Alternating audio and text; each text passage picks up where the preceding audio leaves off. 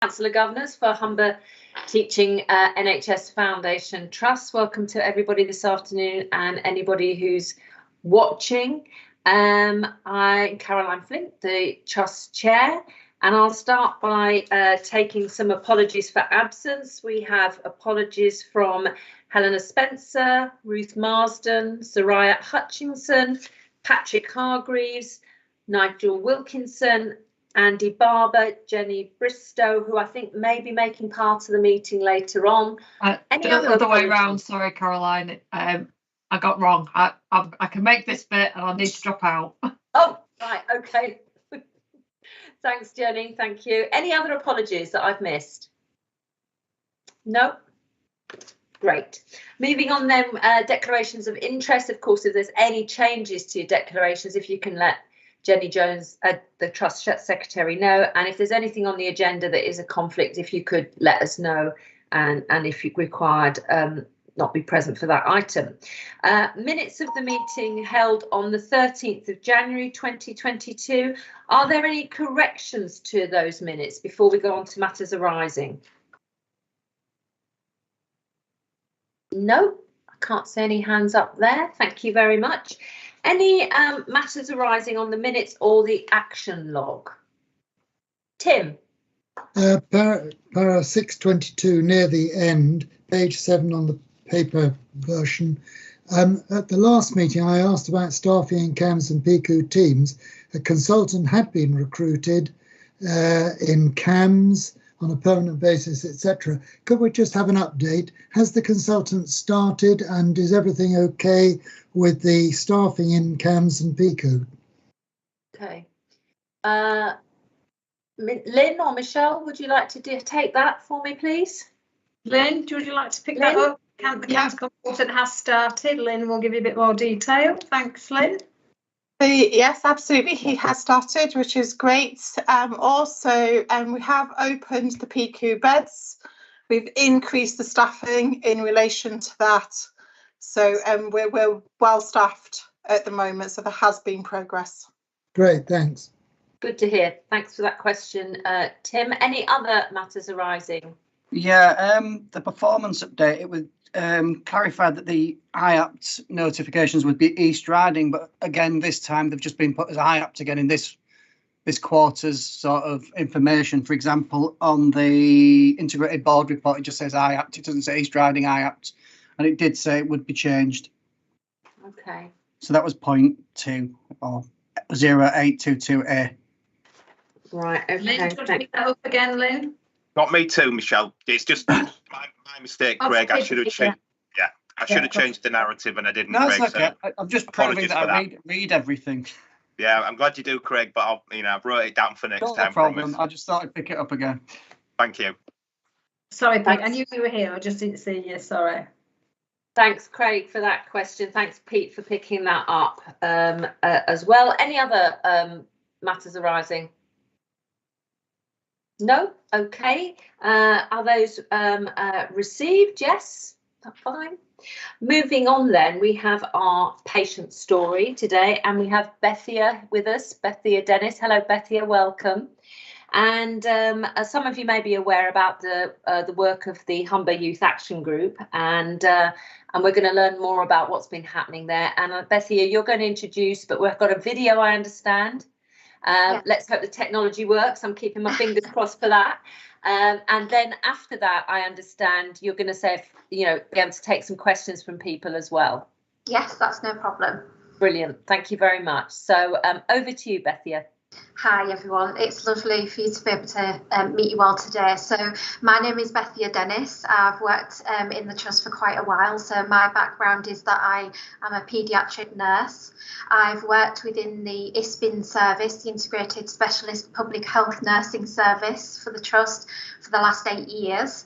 And I had a wonderful opportunity 7 months ago to be seconded for half of my school nursing hours across to supporting the establishment of a youth group for the Trust, with the aim of really involving young people more and more within the Trust, within Trust activities and in every aspect, so that we can co-produce services and young people can influence and improve the services that we already have.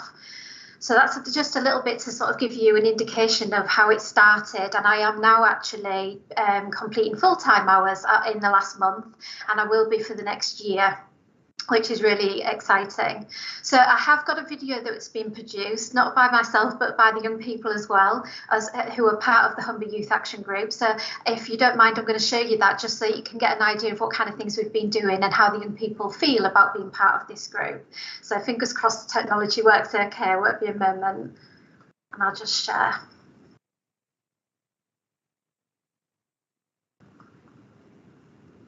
Can everyone see my screen? Yeah.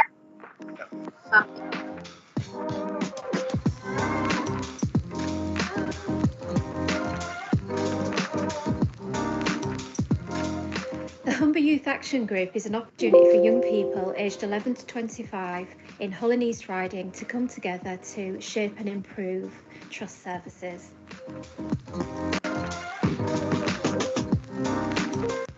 I joined the Humber Youth Action Group after school sent out an email, and I realised it would be a really good opportunity to help shape the health services, especially as I want to work in the NHS when I'm older. It was also something very good to go on my CV.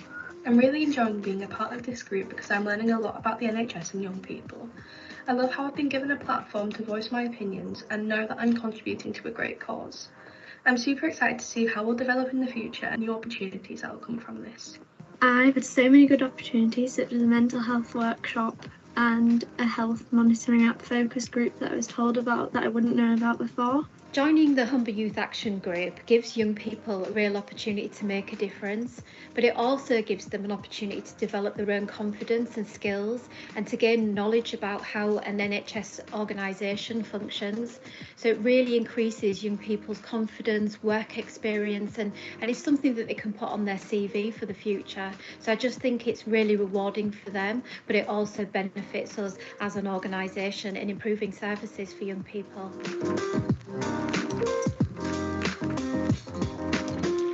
There are opportunities for young people to be integrated into the trust in every aspect, ensuring that there are really good opportunities for work experience for them, to volunteer and to participate in many different activities within the trust. I'm Charlie, I'm 14 from Hull and I'm on the Humber Youth Action Group. I am here at Inspire interviewing healthcare assistants. Let's hope it goes good. The CAMS interviewing went very well. 2 of the candidates I actually managed to interview got jobs.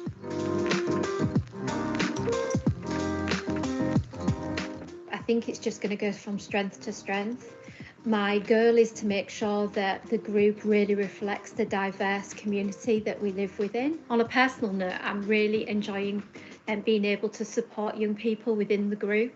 It's a great opportunity for them to have a voice, and to me there's nothing more rewarding to make sure that young people are able to influence health services, because they are our future, they're our future adults, and so the more that they can learn about our services and help improve them, the better future we make for everybody.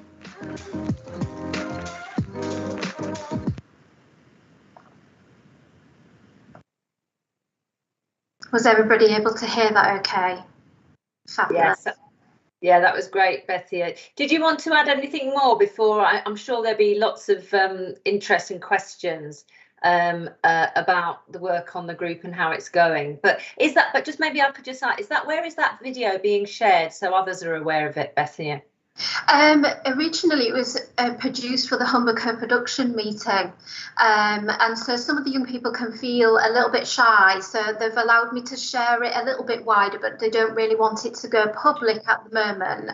So I always seek their consent before we share things so that they feel comfortable as where and how it's being shared. But yeah, if I could just mention just a couple of little things. So the Humber Youth Action Group is young people aged 11 up to the age of 25, either in Hull or East Riding. The group meet once a month virtually at the moment because obviously because of the pandemic. We have 22 young people registered with us at the moment. and they have opportunities to, we usually have guest speakers that come to the virtual events and talk to them about services that they're interested in, or there's maybe a new piece of work happening where they would really like their feedback. And opportunities for them to sort of really understand and expand their own knowledge, or have training in particular areas that they're interested in. Within my role, there's the new engagement lead for children's services. It's kind of threefold. One is to support that Humber Youth Action Group, but it's very much their group. It's very much led by the young people. Two, it's to integrate us with what's happening within the area locally. So there's a lot of real buzz about involving young people in health services, because we're seeing the formation of the East Riding and the whole Youth Parliament. So we work quite closely with those. In fact, we're going to have a workshop in May where we're really looking at the key topics that have come from the National Youth Parliament. And of course, a lot of those, what's really high up on the agenda for young people is young people's mental health and well-being. So we're going to be doing some sort of work with them, but I also network with other youth groups like Matthew's Hub. In fact, this is a young person joining us now, if they're okay to join us, so they can tell us a bit about their work experience, Charlie. So I'll introduce him to him in a moment. But yes, so that aspect is that linking in with other groups, because what I've come to recognise, I'm learning as I go along, is that it's really important that we get young people from many different communities that have quite diverse needs, because we want that youth group not just to be the young people that are really confident joining a youth group, although that's amazing, but the young people that maybe have those lived experiences of mental health, neurodiversity, that would benefit the most probably from joining us and being able to participate. Because what I've noticed about the Humber Youth Action Group members is that it just builds their confidence, their self-esteem. It builds up their CV. They get exposed to things that they've maybe never been known about before, and it's just really rewarding for them. But us as a service benefit from that as well, because we make sure we get services right for young people. So if I can draw other young people from other groups where they already have an established relationship with other people, they don't have to join our Humber Youth Action Group. They can stay as part of their group, but I network so that I can bring information back and forth to make sure we're getting a really good, diverse understanding of how young people feel at the moment. And the other aspect is that I'm trying to embed myself in the children's services themselves. I join a lot of their meetings so that when things come up, I can be there opportunistically to think, are we asking young people how they feel about that? Could we think about how we could improve things to involve them? So one of that might be that if we're recruiting new staff, well, are we having a young person sat on that panel? Have we asked those questions before sending out a questionnaire, whether we've worded it correctly? Could we make things more visually attractive to young people, more accessible? So a lot of services, understandably, are really busy at the moment, especially children's services through the pandemic. We know it's had a big impact on young people.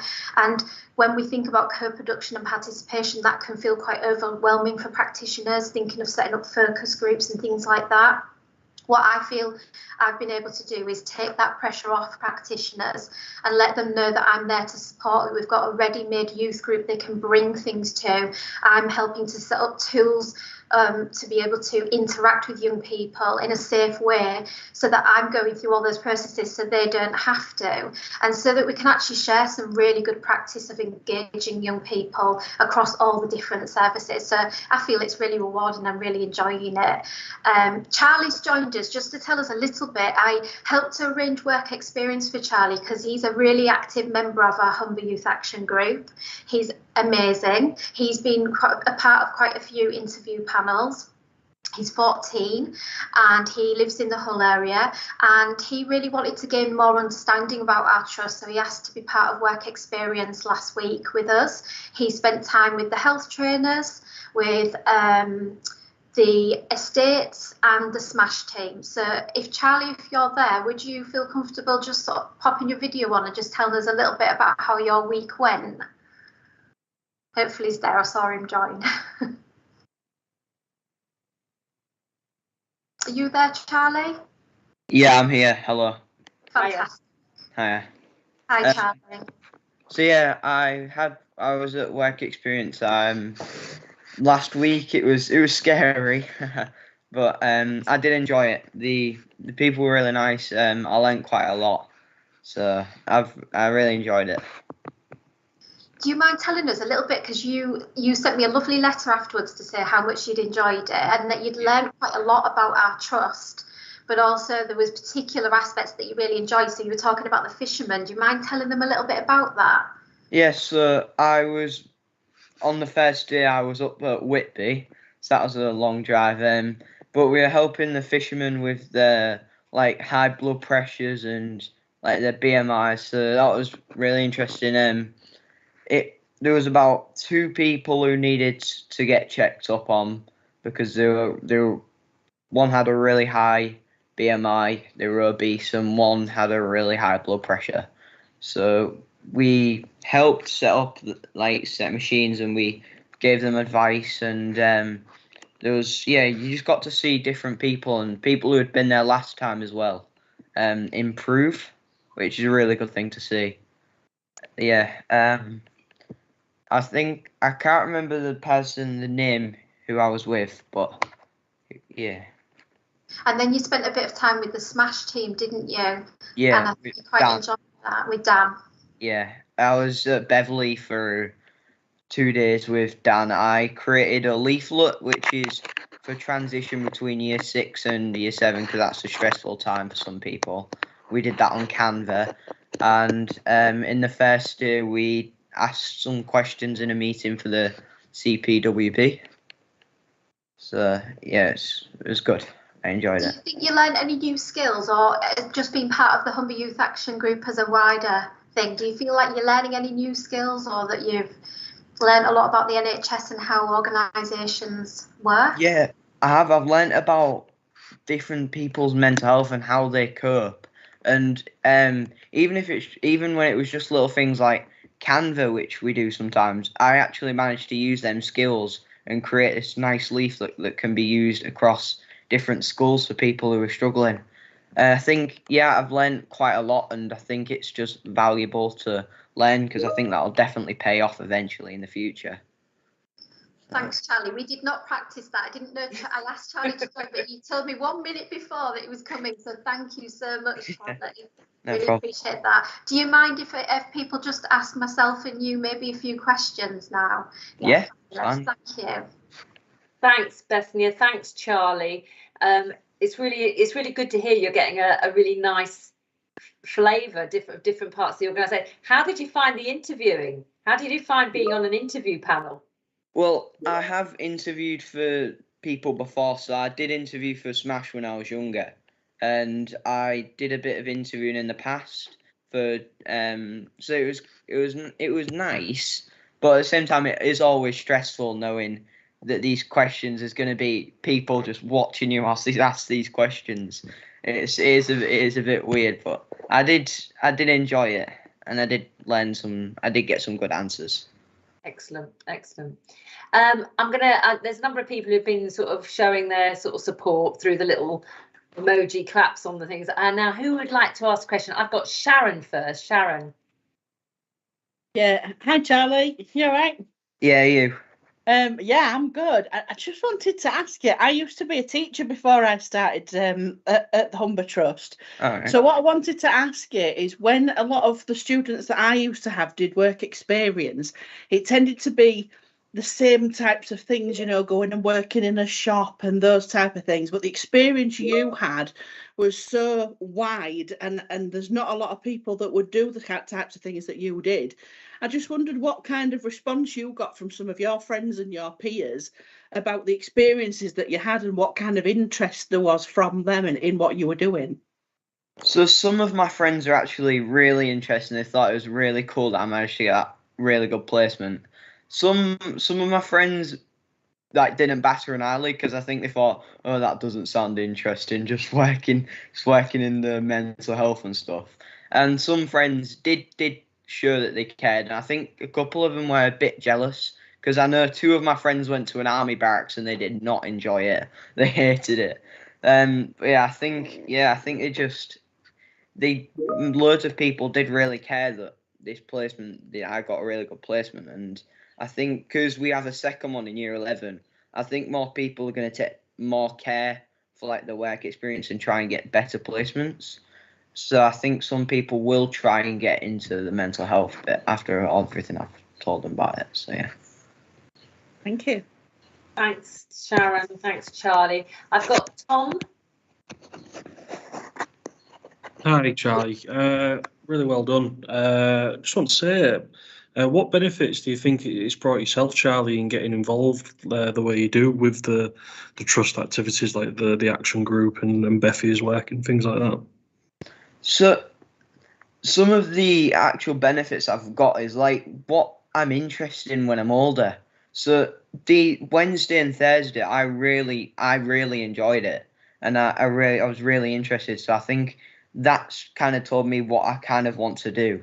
And on Friday, I was in the States, and I learned about different projects and all the care and all the thought you have to put into it before you actually do it.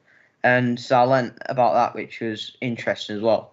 And on Monday, I learned on Tuesday, because Tuesday I was helping people with on calls with like smoking and weight management. I think it's just showed me how much people actually do struggle and how much you've actually got to be aware of all these different problems and stuff. And Monday, it's just showed how bad they actually have it, the fishermen, how bad they struggle and how bad it is for them. Definitely. And if you could give one little bit word of advice to other young people that may want to get involved, what would it be? Don't even like stand back from it. Get straight into it, because people need as much help as they can. If like young people are just gonna, because young people know quite a lot about mental health and stuff, because it's a struggling time for them. I think their advice really needs to be taken onto account. So I don't think they should just stand back and watch and think about it. I think they should just get straight into it, really. Right, thank you. Thank you. Hanif, and then I've got John. Hanif? Yeah, thank you, Chair. Brilliant to hear your involvement, Charlie. So I just have one question for Charlie, one for Bethia. Charlie, what do you think we can provide in terms of support just to keep you involved? I know young people have lots of different interests, so next week you might want to go and do something different. I've got a daughter about your age, but what do you think we'd be able to give you in terms of support and help just to keep you involved longer term? I think because you're a big boss, I think you'll be able to spread more like awareness and get more people actually acknowledged about this, and that they are actually aware of all this different supports and different places you can go. So I think you'll be able to make a wider knowledge of everything and share it across different platforms and stuff, so people can help and stuff. Yeah, that's good. Thank you. And Bethy, I've got some experience of running youth forums from my days in the not-for-profit sector. The issue I always used to find was retention, partly because of what I've just said. As I say, the varied interests young people have. I know it's very early in the day, and from my perspective around equality, diversity, inclusivity, it's absolutely brilliant to see young people involved, because that tends to be one facet of EDI that we quite often overlook. But just that whole aspect of retention and how to keep sort of brilliant young people like Charlie on board. Yeah, it's the one thing that keeps me awake at night when a workshop's planned. Is everybody going to come along? So, yeah, I mean, what we have to be mindful of is that young people have lives outside of what we do, because there's a lot of pressure already through schools and colleges. We have young people that are at university and are working currently. So I'm always really grateful when they do come, because I know that that's a commitment to the commitments they already have. So we try and be flexible in our approach to what time we put it on, when we put it on sessions, so that they can have easier access. Retaining them is about relationship building, I believe. I think that can be challenging, because before I came along, they were very structured with some of the group work, and they were very corporate in approach. And I don't think that's a criticism. I think that's just something we've learned as we've gone along, that young people need to feel it's fun, it's engaging, that it's about topics that they enjoy, that they're learning things that are going to benefit them. So I always take that approach. I help them to have the skills they need to feel like they're running it, and they're helping me recruit more young people. So, for example, Charlie mentioned about Canva. Him and 2 other young people had training through our comms team to be able to create content that fits the NHS brand and NHS colours and the tone of voice. And now they're starting to be involved in our social media, for example, to draw other young people in. So they're our biggest ambassadors and champions. But my plan is to physically visit every school in Hull and East Riding this year, and to really get in to the youth groups and visit young people, because I think once young people meet me and see that I am hopefully not, an approachable person, they just need that confidence to feel that there's somebody there that's going to be there, that's friendly, that supports them. They don't have to put the cameras on. I try and encourage them to, but if you really don't feel that you're confident doing that, that's okay. If you just want to type in the chat, that's okay too. And if you need to bring an adult with you because you need that support in the early days, that's fine. So that's the approach that we're taking it. But I'm learning as I go. I'm by no means an expert in this area, but I do have worked with young people for a long time, and I value their thoughts and opinions, and I listen, and we adapt as we go along, really.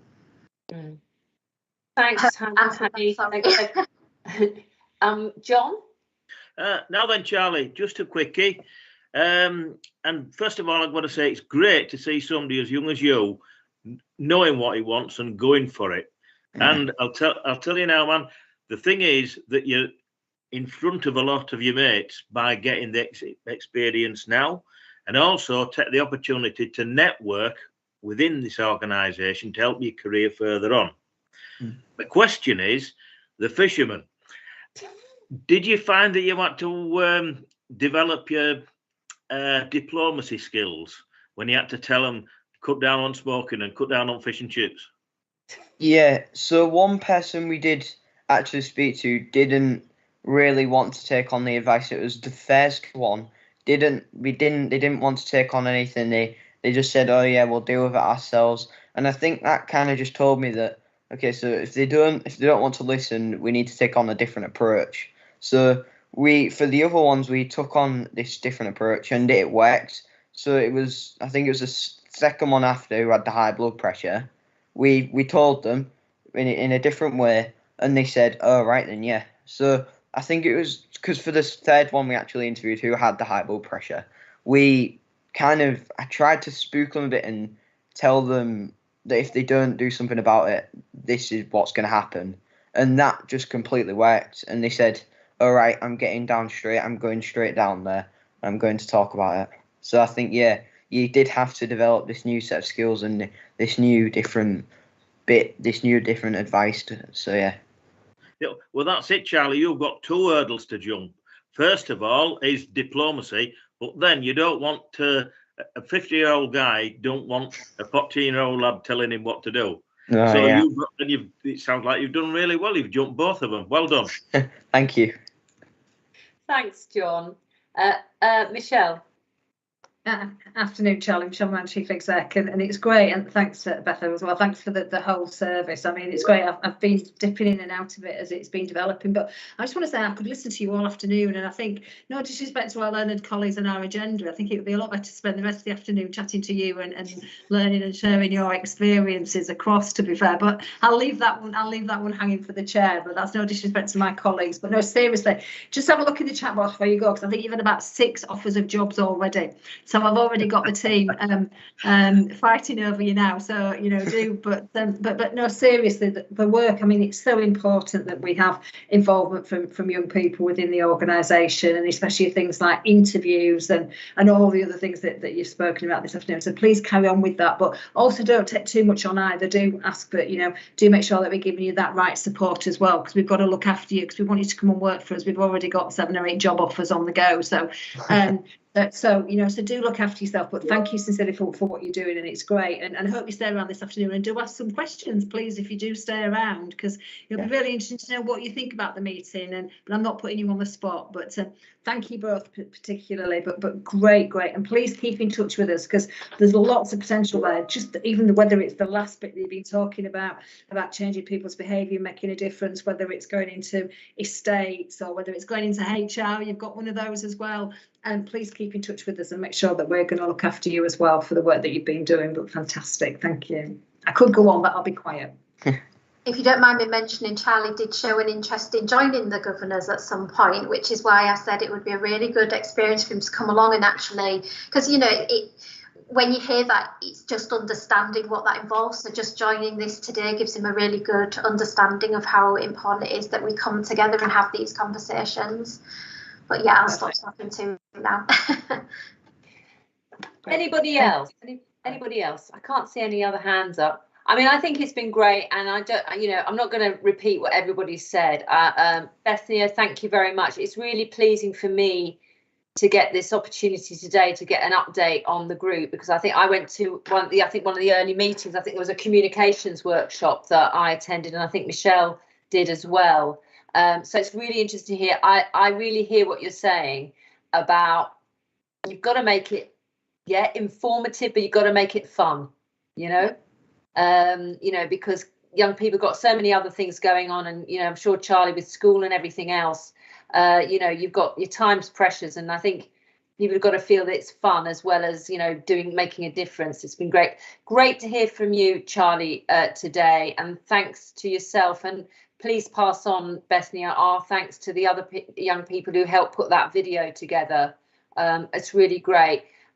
It sparked for me some thoughts to take away from today. First of all, in terms of word of mouth, if you've been such a great advocate for the work experience opportunities here, I expect that from your school we're going to have 100 applications. So to the executive board members here today, you better go away and work out how we're going to sort of meet this demand. But I think it's really great, and I'm so glad that we've been able to provide that diversity of experiences and maybe take from that how much more we could do on that front. But yeah, I think we can take away some ideas and maybe come back to both you, Charlie, and Bethany, for myself as chair, to explore what else we could do. And from the board level, from our non-executive directors and our governors at the Council of Governors, see where we can have other ways of learning from you and hearing from you, because it's really refreshing, but also maybe helping you as well in terms of what we do and how we work. So I hope that's really helpful, and thank you for your time, and you're very welcome to stay. And I'll be a bit cheeky. If the governors are happy, if there's anything you want to ask a question about, I can take a question from Charlie later on. I'm not forcing you to stay, Charlie, by the way. Don't feel that, but if you want to stick around and if there's anything you want to ask about, I'm sure, I'm looking around, governors would be happy with that. Yes? There's nobody saying no. Okay, thanks very much, Charlie. Thanks, Bethany. It's great. Cheers. So, well, we've got to top that then. We move on then to, it's the chair's report. I'm not sure how I can top that basically, but just to do a quick roundup. Since the Council of Governors last met, of course, we've been, the elections are underway. The work has been put together to advertise the post. Nominations have been open, and we have taken on board, I'm sure there's more we can do, but we have taken on board some of the feedback from governors about how we publicise the elections for governors, both in Humber People, but with the cards that we created and put together, and also with our comms team at the Trust, using some social media platforms as well to draw awareness to the vacancies that are available. I have to sort of tell you today, in the earlier part 2 meeting, Tim mentioned Paul McCourt, as some of you know, who was our partner representative from the Humberside Fire Service. He's gone off to pastures new down south in London, but the fire service will be looking, I understand, at someone to replace him. But just to put on record in this meeting, our thanks to Paul. He was always a really good attender and really interested and participated. So thanks to Paul. I'm sad to say as well that Jean Hart, one of our governors, has resigned, and that's because partly Jean does so many different things for the trust already as a volunteer. I know she's involved with the research project. I know actually, like Charlie, she sits on interviews as a layperson as well, and has other activities. So she's with regret had to say, in terms of competition for her time, she's had to stand down as a governor. So can I just, on behalf of us all, give our thanks to Jean? I know she certainly, in my early days, was really helpful in thinking about some things around our induction and training and support for governors, which is an ongoing piece of work. But my thanks to Jean for her participation. And she's not going anywhere. She's still going to be a very active volunteer in the trust. We've had welcome to our new governors. Tony is here and others who've joined us since the 1st of February. We held a sort of, I suppose, a bit of a revamped induction, which we've getting feedback from those who took part. But generally, I would say the mix of, yes, those slides, but also having people come along and just talk about what they do and take questions. And thanks also to governors, staff and public who took part in that, and also members of the executive management team and Nhs as well. And I think, it was pretty well received, but we're going to get some formal feedback, I suppose, to see what else we could do to tweak it if necessary for the next induction, for the next group of governors coming in. We've also been able to hook up really with what training modules are available for our volunteers, because there's been some fantastic work going on that front, and some of you volunteers will know about it. But actually, some of the modules that have been put together would equally be beneficial, I think, for governors, and that has been advertised to all governors to take up that opportunity. And I hope if you see it and you think there's something there you'd like to take part in, you will do so.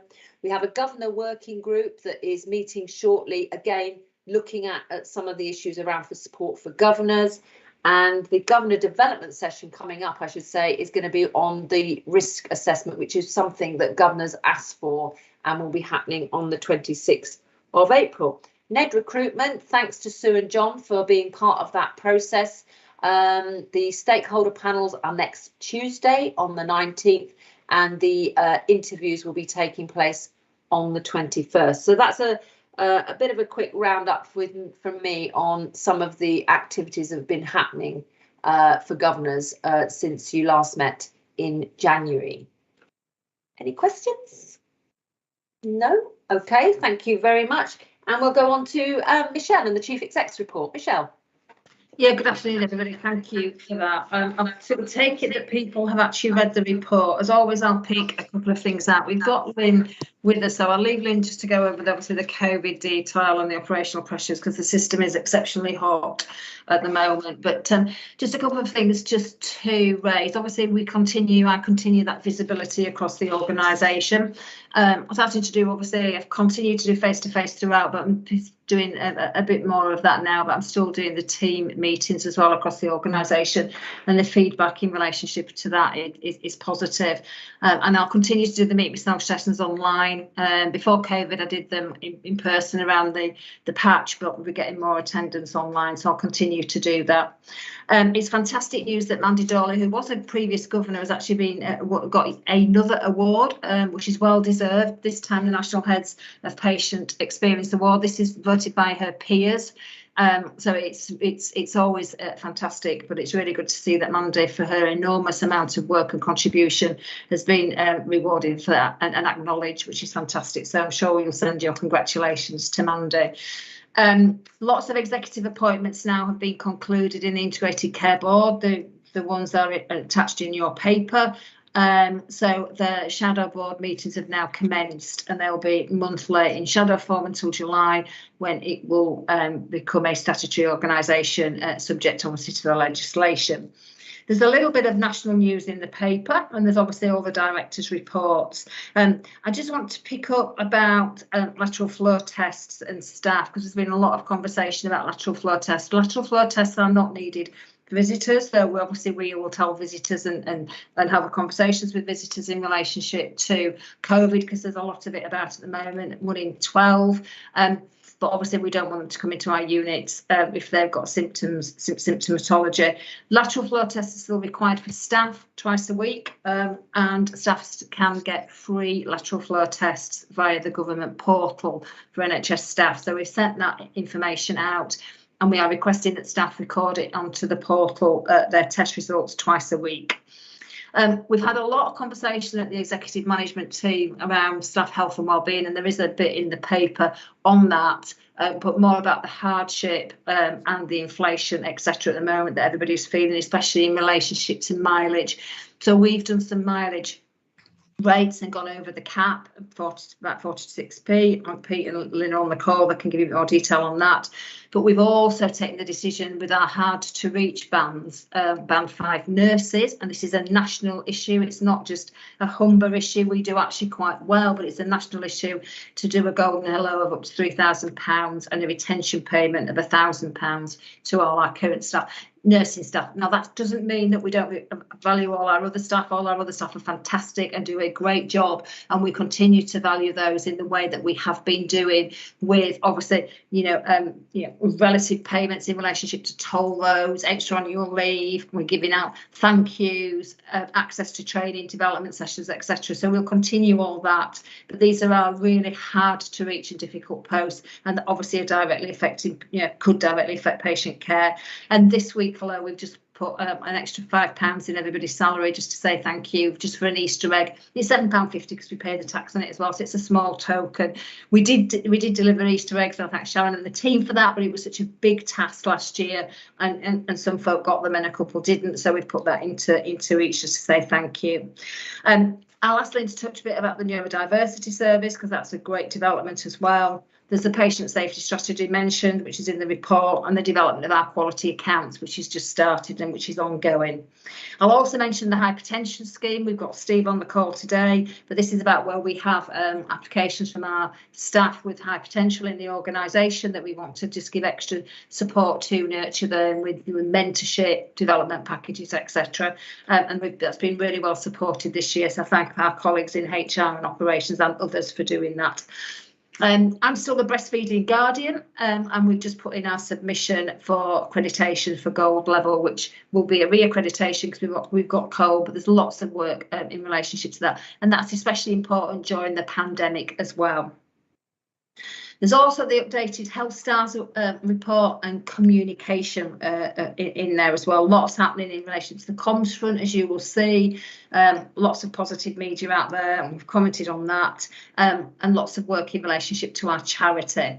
I will raise just a date for you to be aware of, and a date for you to start to put your little pennies in a jar to give to the Chief Exec Challenge Fund this year, which is going to take place on the 23rd of June. If you remember, for my stupidity a few years ago, I said I'd do a charity challenge around the longest day, and I've done all sorts from riding a treadmill for 12 hours, playing golf for 12 hours, to washing cars for 12 hours. I'm now going to be on a bike for 12 hours. And I think the route that they've come up with, the staff, is about 91 miles, which is great. I'm doing it on a static bike because I don't trust myself on the road. And all the car drivers in either listening in or on the call will understand why I don't want to do that. There'll be a risk to them as well. So I'll be on a static bike. If people want to join me, that'll be at HQ. I'll have two, so you can ride alongside me if you wish. But I would like, obviously, sponsorship, and all that money goes into staff. Well, Health Stars, some of it goes to patients, but a lot of it goes into the Staff Health and Wellbeing Fund as well. I'm not sure if there's anybody else in the country that does that, but I've done it for a few years, and I've raised quite a lot of money for that as well. It was about 17,000 and growing stronger.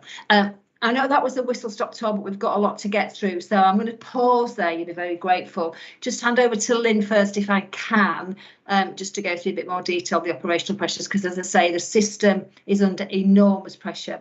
Can I thank Lynn, particularly, and my operational colleagues for maintaining our position It's not good, but it's fantastic in relationship to the other organisations, and it's not good in relationship to the challenges and the demands and the acuity that we have around the patch. But the work that the operational team are doing in maintaining patient safety is unbelievable. So I thank Lynn and the team for that.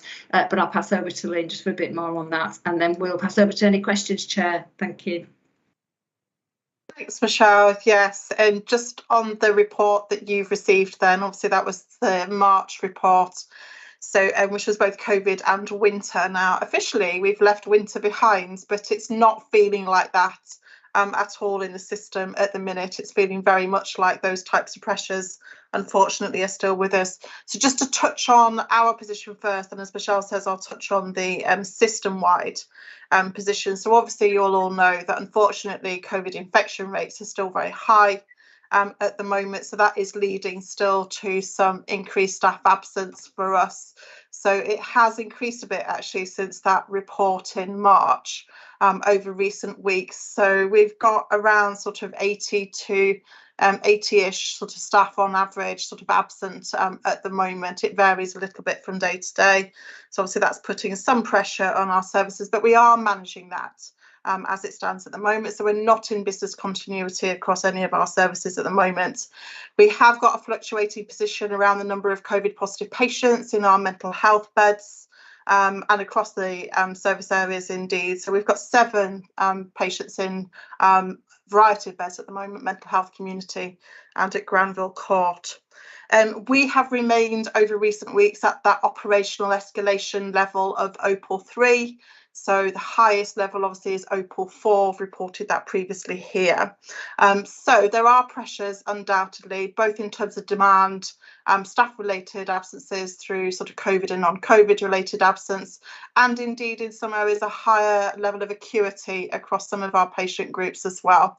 We are impacted ourselves directly to some degree by some of the system pressures as well, particularly the pressures in our local authorities and the provider market around support on discharge for those service users who require supported accommodation, specifically those with complex learning disability, and specifically those children, particularly who require looked after children's services.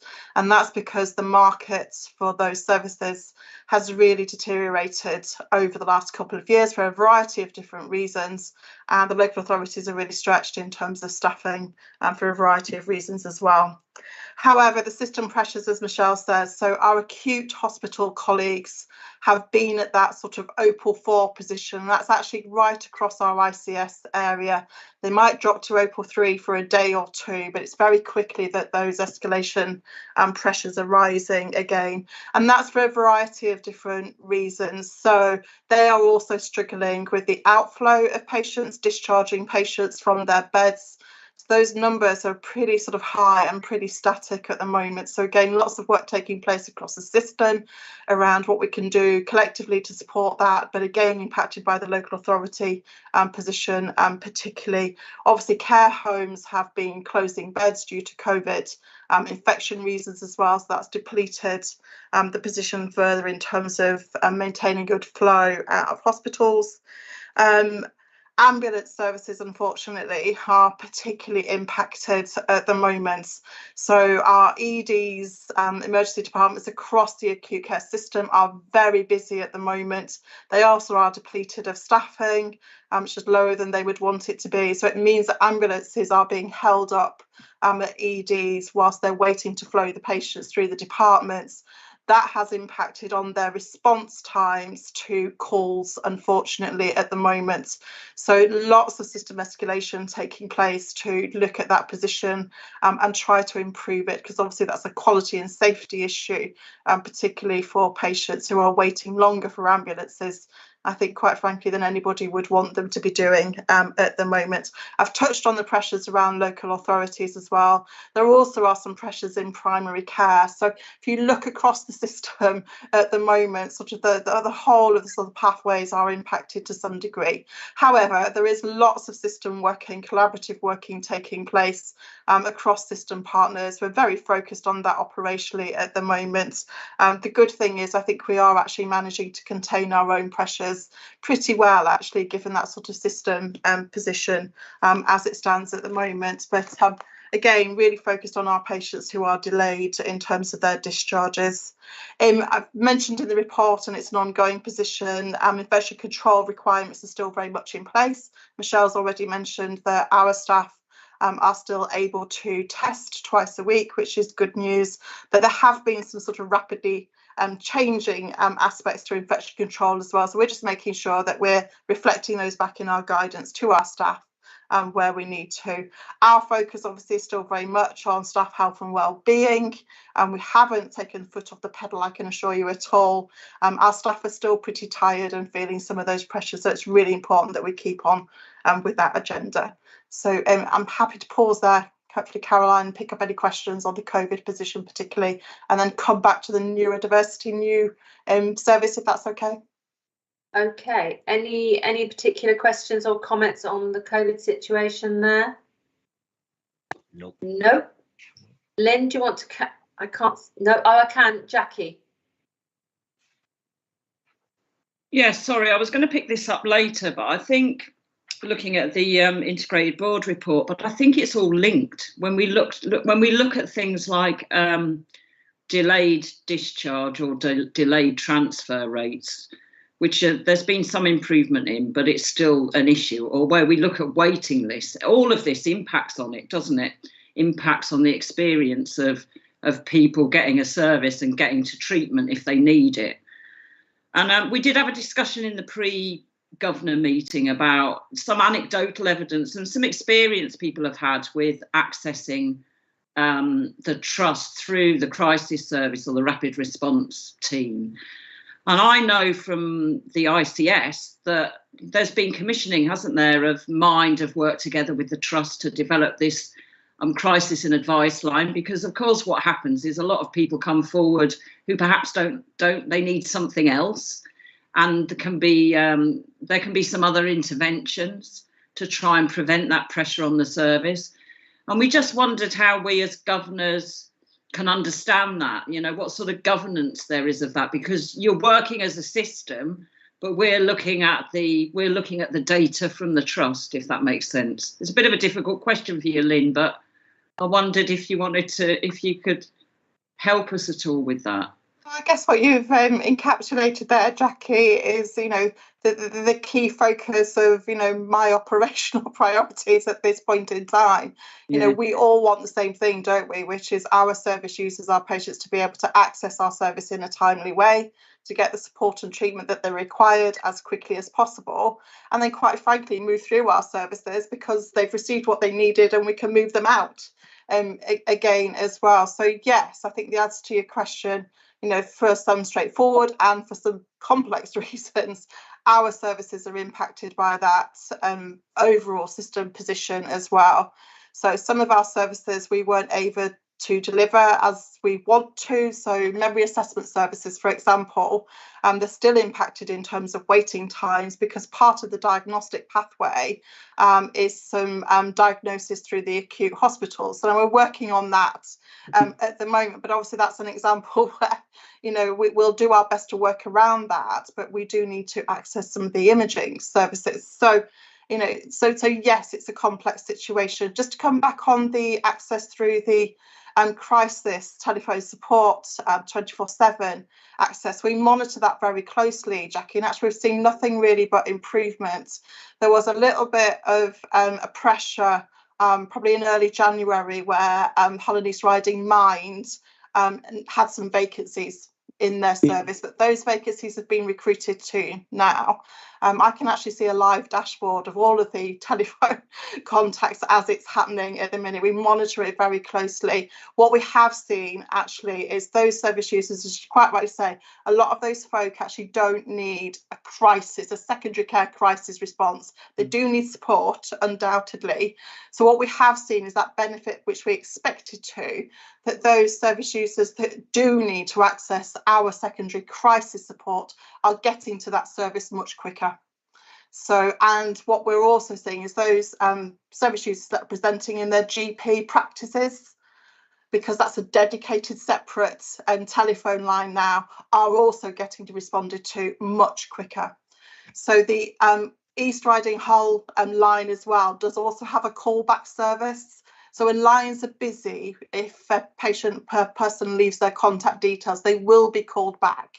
So that is a fail-safe. If they don't get through straight away, they will get a call back, within a few hours as well. So, but I can assure you, we monitor it very That's the closely. sort of assurance we were interested in, because it's a wider piece of work to try and help address the problem in the trust. So it's how we understand the monitoring and governance of that. Yeah.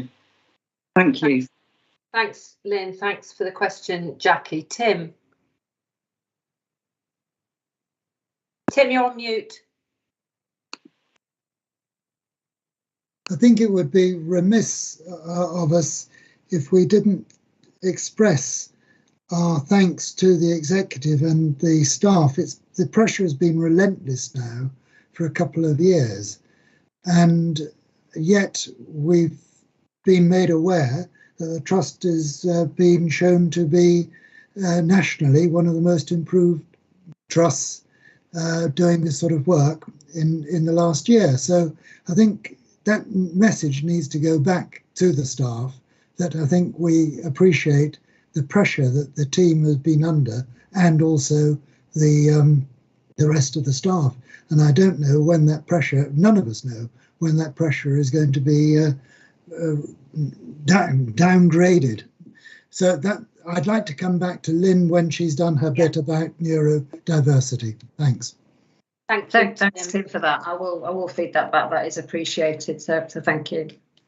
Maybe we could have a message, Michelle, across the website. There's little messages that pop up. Maybe something, if the governors are happy, to just say, a message from the governors. Thank you for all the work you're doing in difficult, circumstances. Something. I mean, someone with comms will come up with a better way of saying that. But I mean, maybe just something at the top of the website or something, or on the internet would be great. Yeah. No, leave that with me. We'll sort that out next week. We'll do it after Easter, so we've got more talk about. Sue? Thank you. I just wanted to clarify about the crisis phone.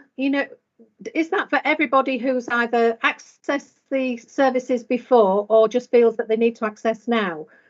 So if they've been a previous patient, are they dealt with as a previous patient who may be very well going into a deep dive crisis, or as someone who's just ringing and saying, well, access some mindfulness or access some CBT or that sort of thing? Is there a delineation, is what I'm asking? Are they dealt with separately, differently? So somebody, Sue, who's been in touch with the services previously probably should have a crisis plan in place anyway about who they should contact should they require it. So first and foremost, they should follow that plan.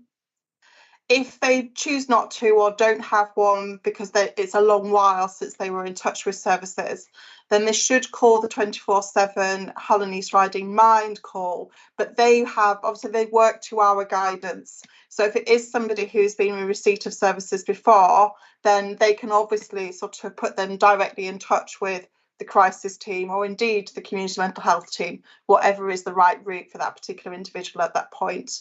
So both of those positions should get you to the point of contact that you need quickly. Okay, thank you. Thanks, Sue. Thanks, Lynn. I can't see anybody else. Would you like to move on to the neurodiversity update, which has been some really positive news since the Council of Governors last met? Yes, thank you. And thank you for your comments earlier, Tim, about the pressures. Those are much appreciated. So I know you have an interest, as you all do, in neurodiversity. So in March, the new Neurodiversity Service was fully launched. It had been soft launched in January.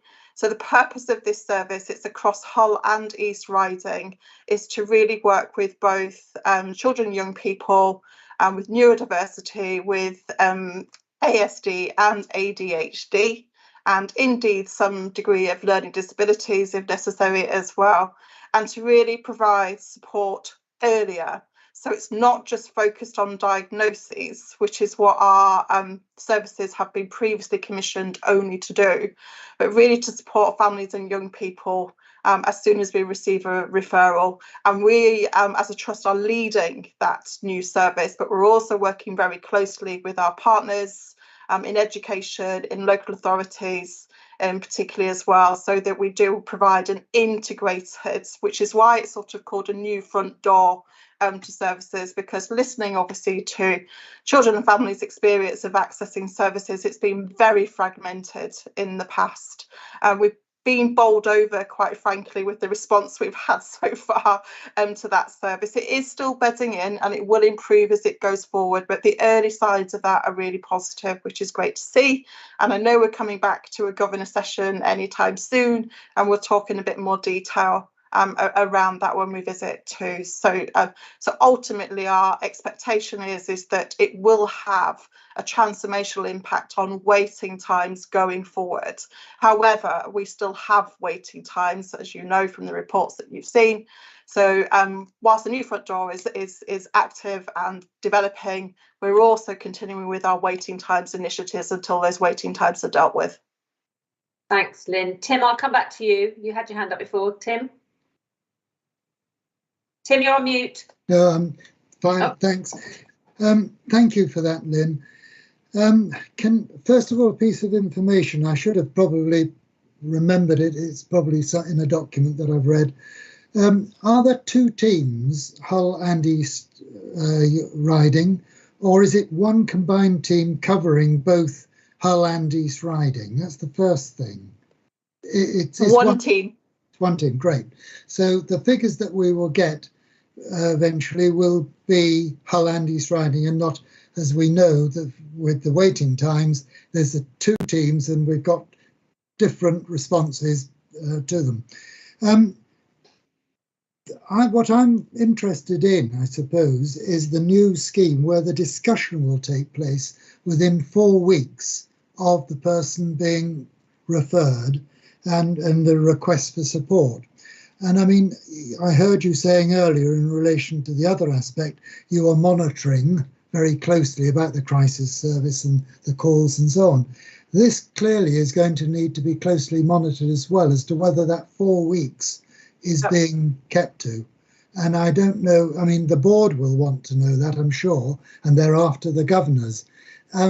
Is it something that you think ought to be going into added to a performance report, or is it something that will be separately, the board will be informed separately, or what? Because it's vital, I think, that it's got to grips with at an early stage to make sure that nothing is going wrong with it.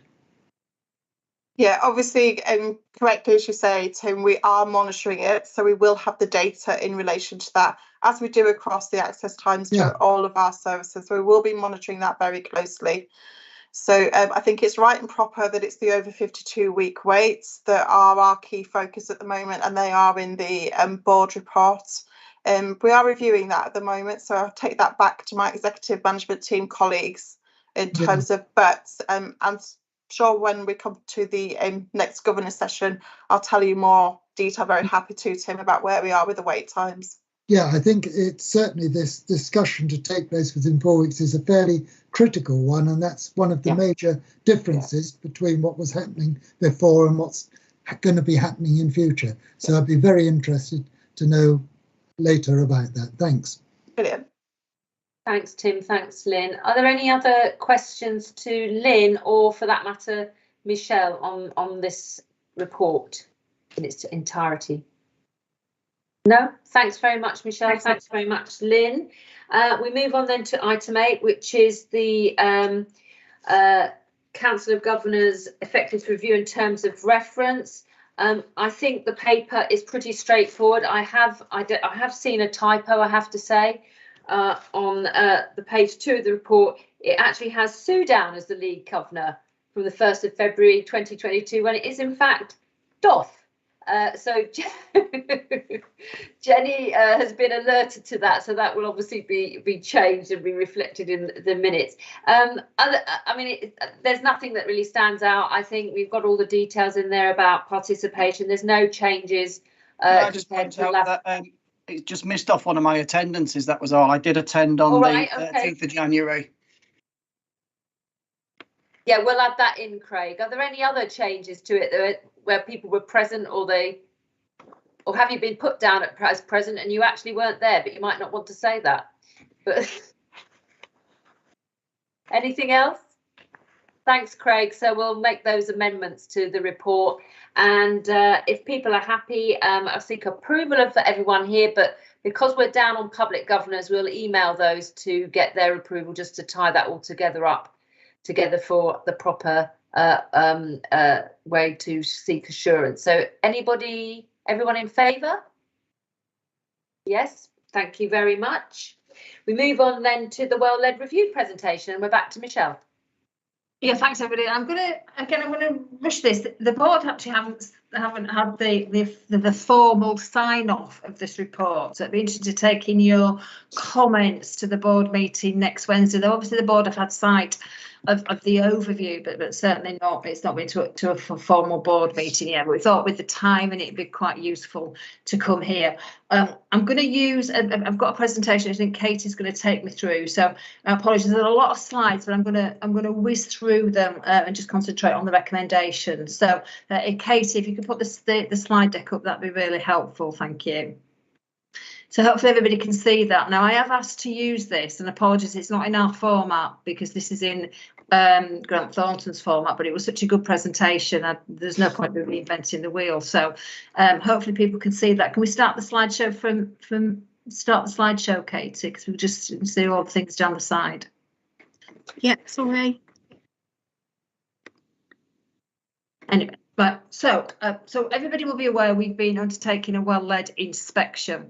We have to do a well-led inspection every 5 years to maintain our Foundation Trust licence. It's a requirement of that process. And we had one just after I started that came up with lots and lots and lots and lots and lots of recommendations, and was a particularly poor one. So Grant Thornton came in and did the assessment, and they've been doing that for 3 months. I've had a lot of data, lots and lots of data sets, lots of information, detailed information, and been to committees. Some of you will have been interviewed by Grant Thornton. I'm not going to go through the full methodology because that's in confidence, and I don't know it all, and it is subject to an independent panel review by Grant Thornton as well.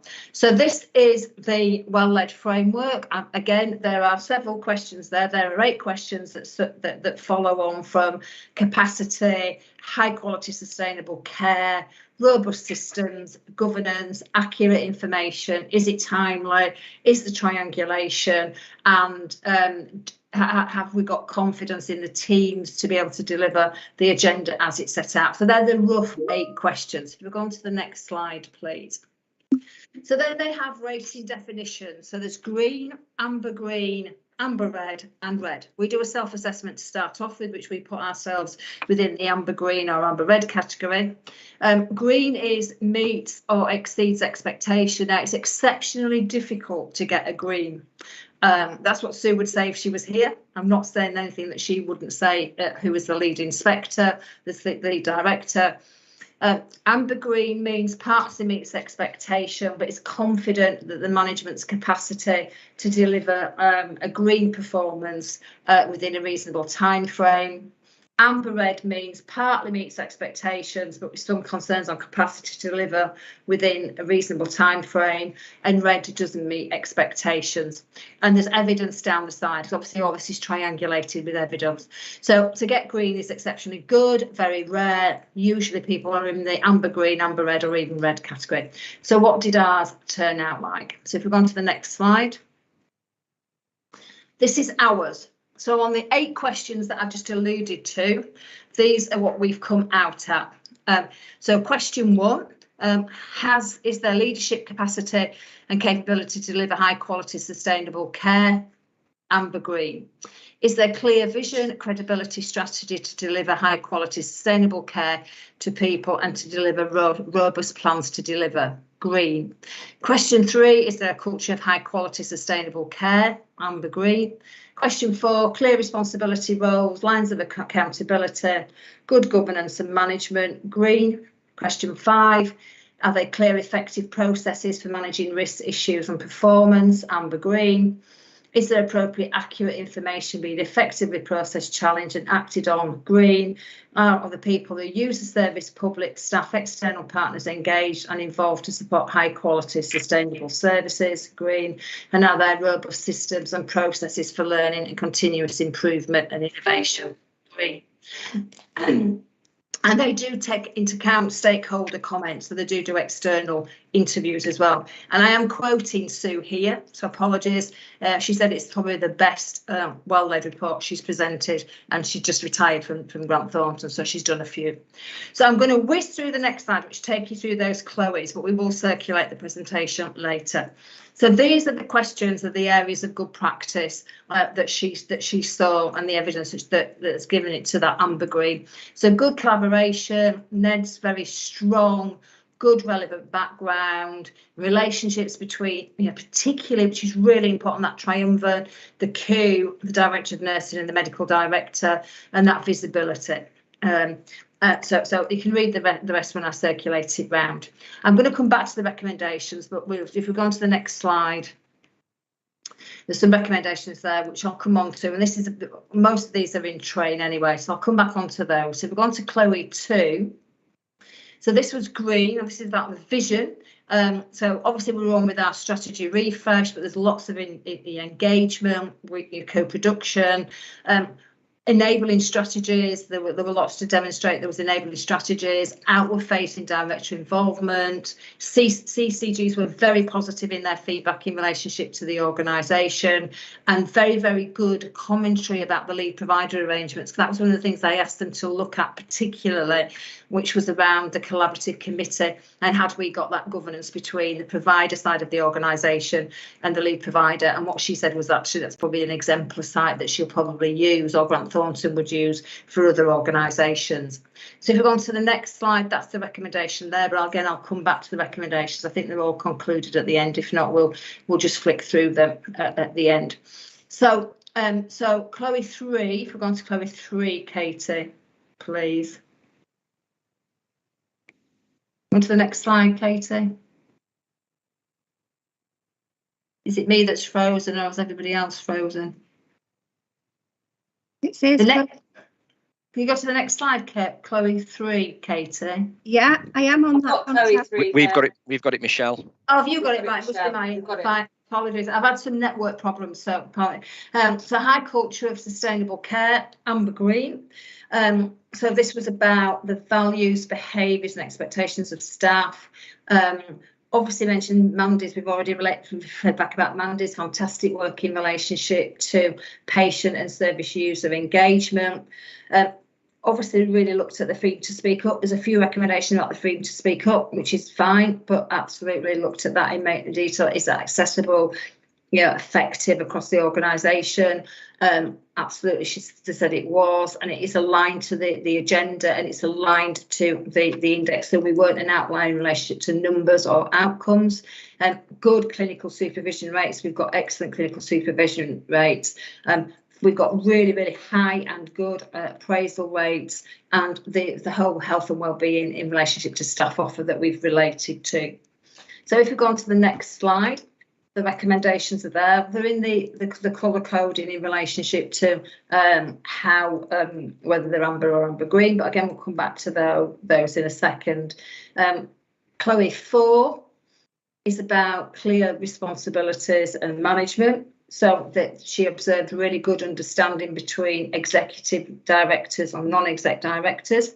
There was a good shared and established governance framework between the board and its subcommittees that she attended, that the terms of reference were in line with the work and the business taking place, and lots of more positive things in relationship to the governance framework and the structures of the committees since the last well-led. And she found that the reporting structures through the committees were also very good, because obviously they delve into the subcommittees of the board as well. So she could see that pull through all the way through, and also the cross references between the committees as well. Good use and good flow of information, and the right escalation to the roots, as I've said, across all the boards, and also the divisional teams, because it's not just about the board of directors, it's about the divisional teams that support those as well. And that the roles and responsibilities in the divisions were clear, and the meeting lines were clear, as well as the accountability. And the divisional teams worked well. And then there was lots of good access to the executives as well, both from a clinical point of view as well as a quality. So that was Chloe 4. If we go on to Chloe 5. So areas of good practice, good practice between monitoring its risks, and that she could really tell that we'd worked hard in this area, because one of the areas that was really wanting last time was the risk management piece, and really comprehensive risk management strategy in place. The board assurance framework, well documented and embedded structured approach across all the strategic objectives, and well maintained. And really impressive, pretty impressed about the clinical risk management group, and said how well chaired it was, and offered focus on learning. So not just that transactional approach, but really focused and structured around learning. And that just wasn't the one that Sue attended, it was from the information and the documentation from the ones that she'd seen before as well. The performance reviews, the divisional reviews, were established, and we're working on a premise of earned autonomy, because we've got a framework in place that mirrors the monitor process, and that the divisional teams felt supported throughout that. And internal audit reports, which we've worked hard on. Actually, we did have quite an issue with backlog timelines in relationship to internal audit, but she commented that they've got significant airtime, appropriate committee, and actually have been followed through quickly. So that was Chloe 5. So if we're going to Chloe 6, this is around accurate information. Is it being challenged correctly? Something that we always pick up both at governance and others. Is it accurate? Is it being processed? Green. The staff felt well supported with the information they received. The integrated board report was presented using a statistical process and had a number of good indicators present. Good information governance supported by the relevant policies and scrutiny.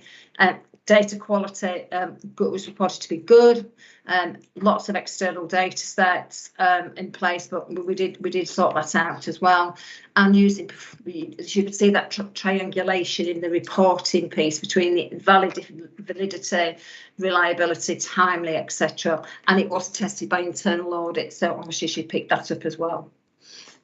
Chloe 7, this is about people who use our services.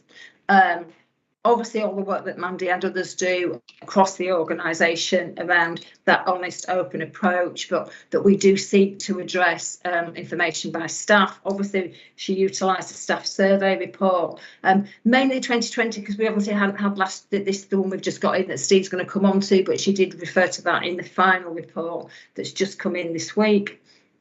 And showing the positive developments and positive improvements on the staff survey. Lots of reference to the patient experience strategy, and how that has been developed across the organisation, and how we're probably an exemplar of some of the best practice. The fact that we've had patient stories, we've just had one today, both from the governors, and did mention the governors are passionate about their roles and keen to engage with the trust.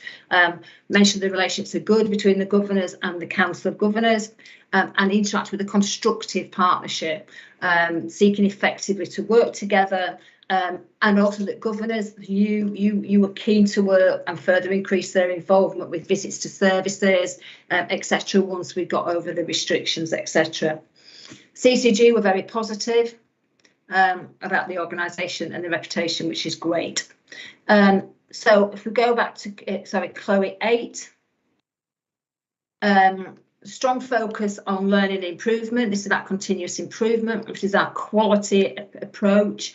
She did say that we were ambitious in our portfolio, some research portfolio, but some great examples of research and innovation.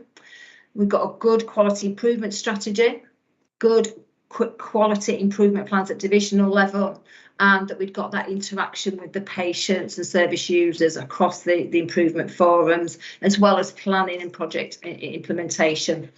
And mentioned our journey over the last few years and the utilisation of external agencies to support our reviews, because we often bring in external agencies just to test and feel and make sure that we're on the right tracks. And she thought that was evident across the patch. So that's her findings. Now, I'm sorry, I did think we'd put a final thing on the bottom with the recommendations. So I'm going to ask Katie, just to flick back over the recommendations. But I thought just painting that overview, and then we'll go back to the recommendations. If we go back to the recommendations in Chloe 1. So thanks, Katie. So Amber Green. So this was about the NED recruitment. And it should focus on an individual with NHS operational experience or clinical experience, and we know we're on with that. We've spoken to I've just been speaking to some of the shortlisted candidates, and we've got some interviews next week. So most of these recommendations we've either done in train or we can do very, very quickly. Succession planning. This was about how we can continue that sustainability of the organisation. So she acknowledged, and the report acknowledges, that we've got succession plans in place, but just to make those a little bit clearer by having a template that says if a senior post or any post is out immediately, who would take on board that responsibility, if it was 6 weeks or if it was 6 months. And we should do that throughout the organisation, but start obviously with the board all the way through. So she acknowledged that we've got those succession plans, but just make it a little bit clearer. So we're on with that, and that's nearly completed. Quality safety visits, something that everybody's mentioned. This is about the visibility. We've already started those with the non-exec directors under strict infection prevention control guidance. And we'll continue to look at those and work through those. But there was also this issue around whether we should have non-exec directors looking at geographical areas to build relationships that rotated every year. So we'll have a conversation at board in relationship to that. So to be a bit two bit there, just re-establish the visits, and then also this: do we have NEDs in specific geographical areas, just because of the size of the patch? If we go on to Chloe 2, this was green, so we've only got one recommendation, and this was the terms of reference for the collaborative committee to possibly remove the director of nursing's membership, to continue that separation between the provider and the commissioner's role. We've had a conversation about that already. And we probably will enact that, but maybe in a few months' time, once the clinical lead in that service now has been established, because we've just got a clinical lead in that service. So again, that was the recommendation for that. If we move on to Chloe 3, this is about the sustainable high quality care. If you remember, it was Amber Green. And I mentioned a couple of freedom to speak up recommendations. This was about the resource. I mean, at the moment, we've got one guardian and two deputy guardians that do about 3 days a week between them. And what they were saying is that sufficient for the size of our organisation? So we do it now in geographical areas, so they do split the patch up into geographical areas. But there was this mention in the report about whether we should utilise ambassadors or champions. So we're having another look at that. We've had a look at it before and always gone against that, because there's a lot of ambassadors, a lot of champions in the organisation, and sometimes would people speak up if they were in the same area? So it might be something I'd quite welcome the staff governors to give some thought to, if the champions were in the area. So we're having a dialogue about that. NED alignment to agenda. We've obviously that was Peter Barron. We've now got Dean. But just to make sure the training, they go on the national trainings. That's a very small recommendation that we can absolutely crack on with. The freedom to speak up guardian to meet regularly, well, not regularly, but to meet up with the guardian of safe working, which we've already initiated. So the ones in green are the what we call low risk ones. The ones in amber are more the medium risk ones. And then assessment of detriment. So we've got quite a long policy in place in the freedom to speak up in relation to how we close cases, and we don't close cases straight away. And then we do follow up with a letter just to check in to see if they're okay and how they felt. But what the what the director and the report says is that we should do that in 3 months and then 6 months. So we should follow it through, because we usually do it at the end of the case or just slightly after the case. But we should go back in 3 months and 6 months just to make sure that they know or they feel they haven't suffered any detriment for raising the concern. So we'll absolutely, we've accepted in principle all the recommendations. So if we go on to the next page, it's still in the same Chloe, and that we should collect data by ethnicity and gender. We collect a lot of data on Freedom to Speak Up, and we'll continue to, and we will now include data and ethnic group for that. And then one on appraisals, just to make sure that we've got a really high appraisal rate, and this links into a little bit of the staff survey. But what about the quality of that? So there's already some internal audits taking place in relation to that that's come up with significant assurance, but we should do some deep dives. So we'd already agreed to do that, so we'll continue to, and we'll work through that. And then there was this issue around staff networks. So obviously we've got diversity staff networks such as BAME, disability, etc., just to make sure that they're aligned to non-exec directors and have a board level sponsor and a chair to effect that role. So obviously we'll continue with that. So going on to Chloe 4. Again, not many here, but a few ones here. This was about RAG rating on action logs, and I actually said, actually I'm not correct. Actually, I said that we supported all the principles. This is the one that we have pushed back at. Apologies, I knew there was one, and this is about action logs being RAG rated. And what we've said is that if you RAG rate action logs, people rate them in a slightly different way. We just need to remind people, and this was more not the subcommittee level, but the committees that fed into the subcommittee. There was just a slight difference between a couple of them. So we're going to do some training and some just updates in relationship to action logs. And the Grant Thornton are more than happy with that. That's absolutely fine. And then what we were saying is that the NED, because one of our NED's chairs, all our subcommittees, they should act annually, just look at some of the subcommittees that report into them and maybe have an attendance at some of those, just to see how the information, the data and the evidence feeds into the subcommittees. Timing of papers, this one has been slightly changed since we've got the full report, because that was a one-off, so we slightly amended that. As I say, this is still not the finished article, and I think that's been removed because it was just a one-off occurring where we had one paper that wasn't presented to the right subcommittee at the right time. And they just increased the NEDs at subcommittees. Obviously, we will NED down when the review was taking place. So we should discuss membership and just seeing that we've got the right number of non-execs in the right place, just to continue that independent role and assurance. And then finally, on the next slide, there's chairs just to look at how they report the assurance to the board. It wasn't a criticism about it, it was just to make sure there's some key themes and they all look very similar. So Michelle has already designed a template that we can use. They're all very similar anyway, but just to keep that consistency across all the subcommittees, so that will be progressed. Chloe 5, if you remember, was about managing risks and performance. So an overriding risk statement should be used to describe the risk for the trust not achieving the risk objective, which is a technical phrase, which is something that we do, but we just need to be a little bit clearer with it. The risk register be updated to when that initial risk was added to it. So that was for the risk register. And the risk register should require a review to say they're constantly reflected, because this was one, if you look at the risk, you need a risk in front of you. It will say the current risk and then the initial risk. So if say the initial risk was 20, you put a load of actions in place. It should at least have gone down a little bit, or you should explain why it stayed at that level. Not a lot, but some of our risk registers say started at 20, stays at 20.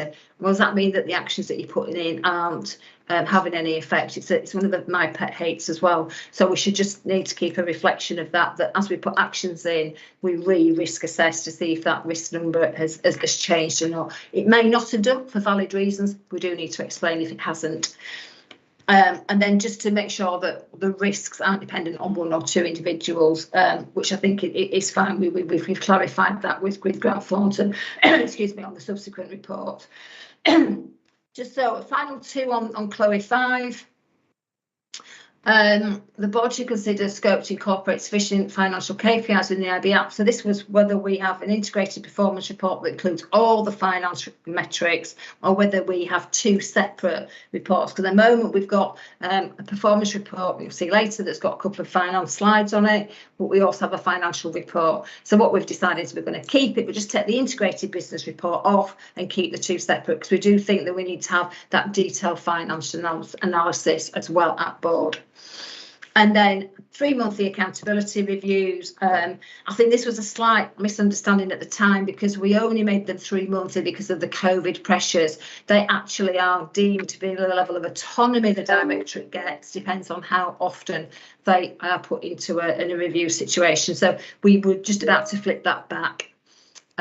So that was that. And then finally, Chloe 6.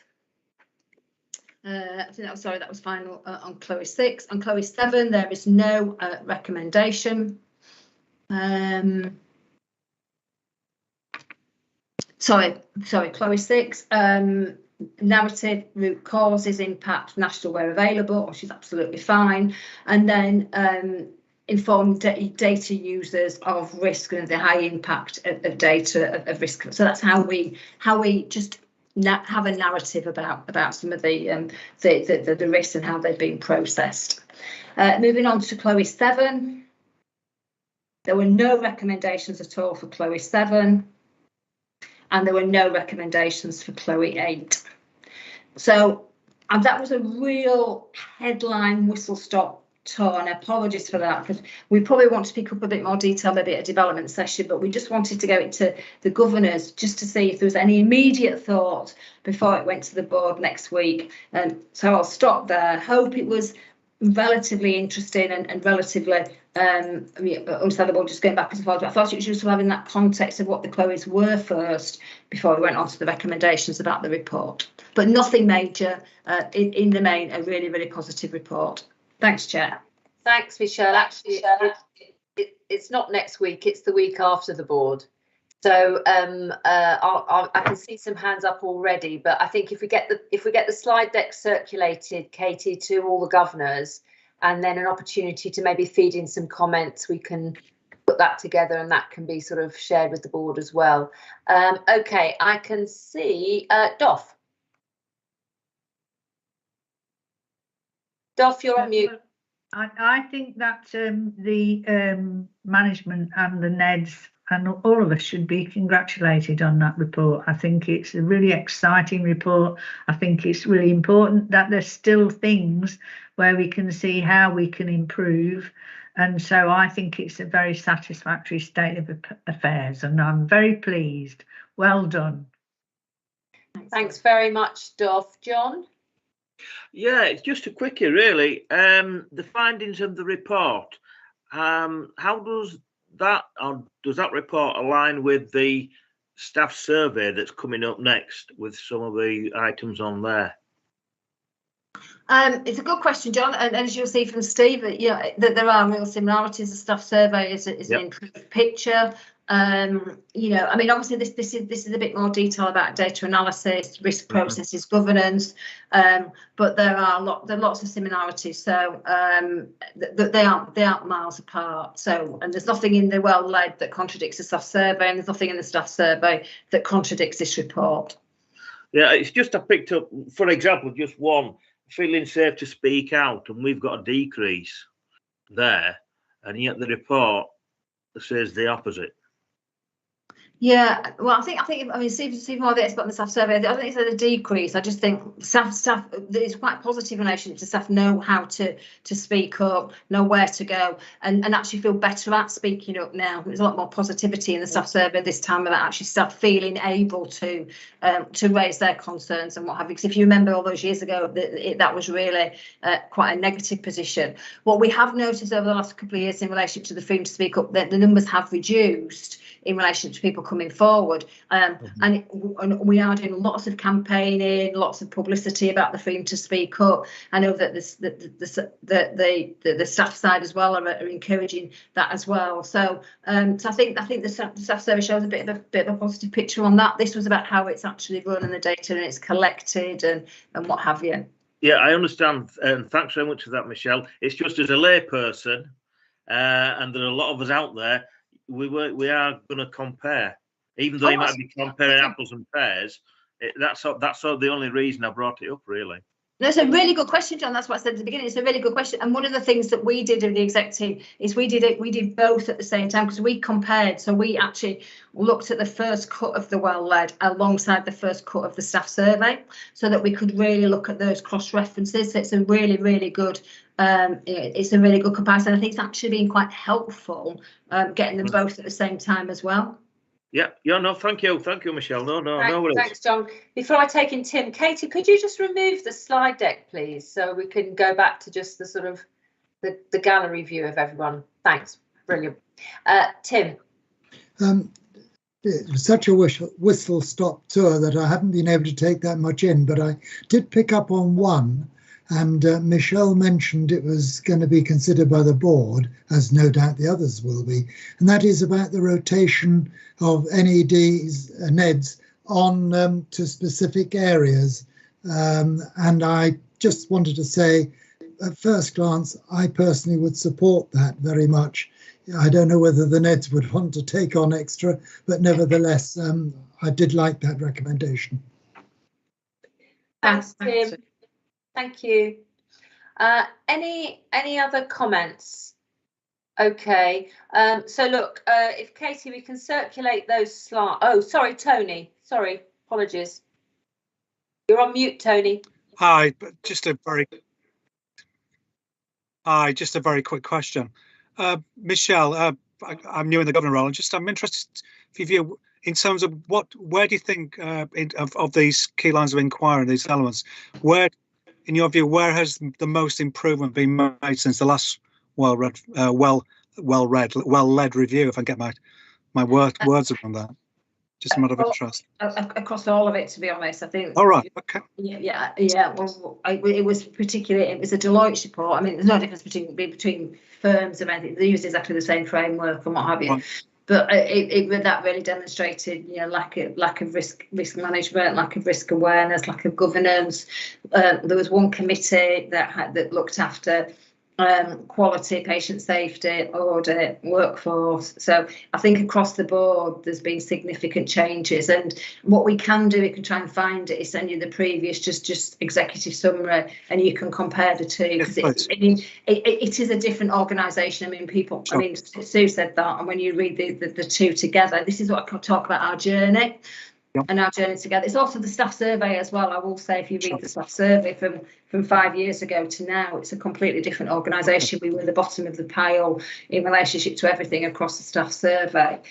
So now we're mid-table. We want to get to the top of the table, but at least we're on that journey. But the well-led has been significantly improved across all the areas.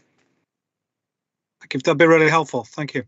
Thanks, Tony. I can't see why. Can I? So if Katie can circulate the slide deck to all the governors, and obviously not on the Easter weekend, I'm not saying, but if there's any other comments, they could be fed back into Katie, and we could just compile them about some thoughts or specific questions, and then we can see how we can make sure that that's taken up from the board. We'll move on to Steve. Can I just say to Pete Beckworth, your images from where I sat is strobing. I don't know if everybody else is getting that effect from Pete Beckworth, but it's a bit off-putting. Pete, if you're there, if you could maybe just go come off screen and maybe sort it out, that would be really helpful. Over to you. So over to you, Steve, for the National Staff Survey results. Thanks. Thanks, Caroline. Good afternoon, governors. That Charlie lad was impressive, wasn't he? I'm definitely going to try and nick him for the HR department at some point earlier on. I don't think he's still on the call. So anyway, staff survey.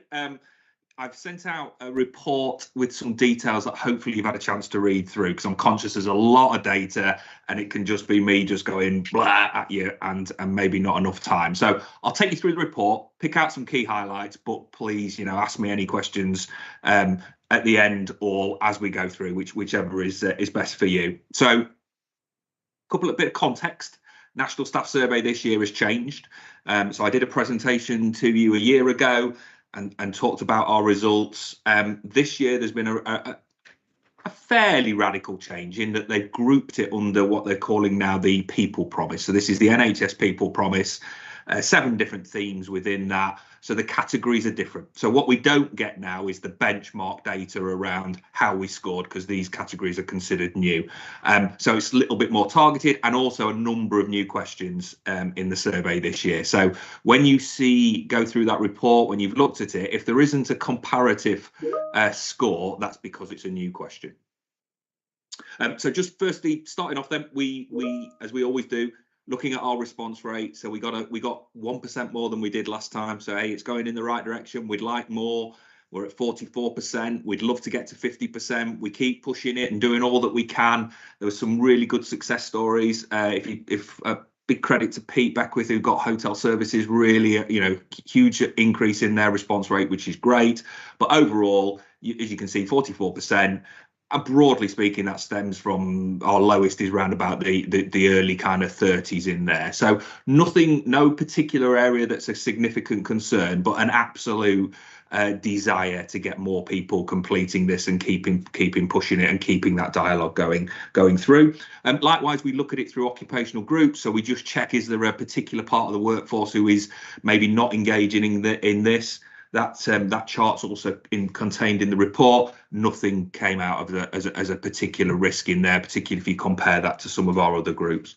People often say with the staff survey, oh, who's actually filling it out though? Is it back office? Is it frontline? It's really hard to say, but what we can do is look at the responses from those frontline departments. So it's quite a crude measure doing it that way, but it's broadly accurate, I would say. We reckon that there's probably about 78% of the applicants would be classed as frontline. So we are getting in this survey a majority view from the people that are out there on the front line doing the work day to day from there, which I think is really important, particularly contextually when you look at what people have been working through over the past 2 years. So moving through then, so I talked about the People Promise themes. So those themes, those 7 themes are included in that graph, and you will see from the graph that we're a really solid middle average trust with regards to how our staff are scoring those.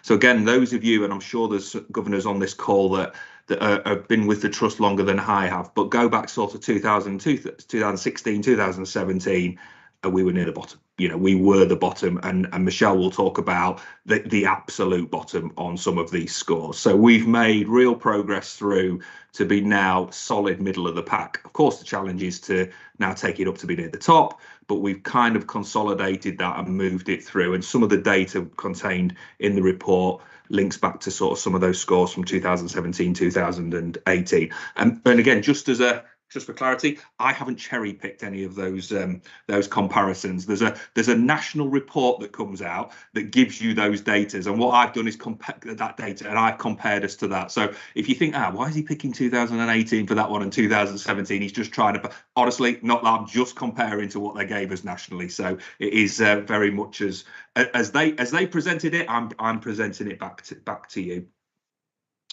So just looking at People Promise 1, so compassionate and inclusive. So overall for our score, trust score 7.5, NHS score 7.2. So our staff think that we're a better place to work when it comes to being compassionate and inclusive than the NHS trust average across the country.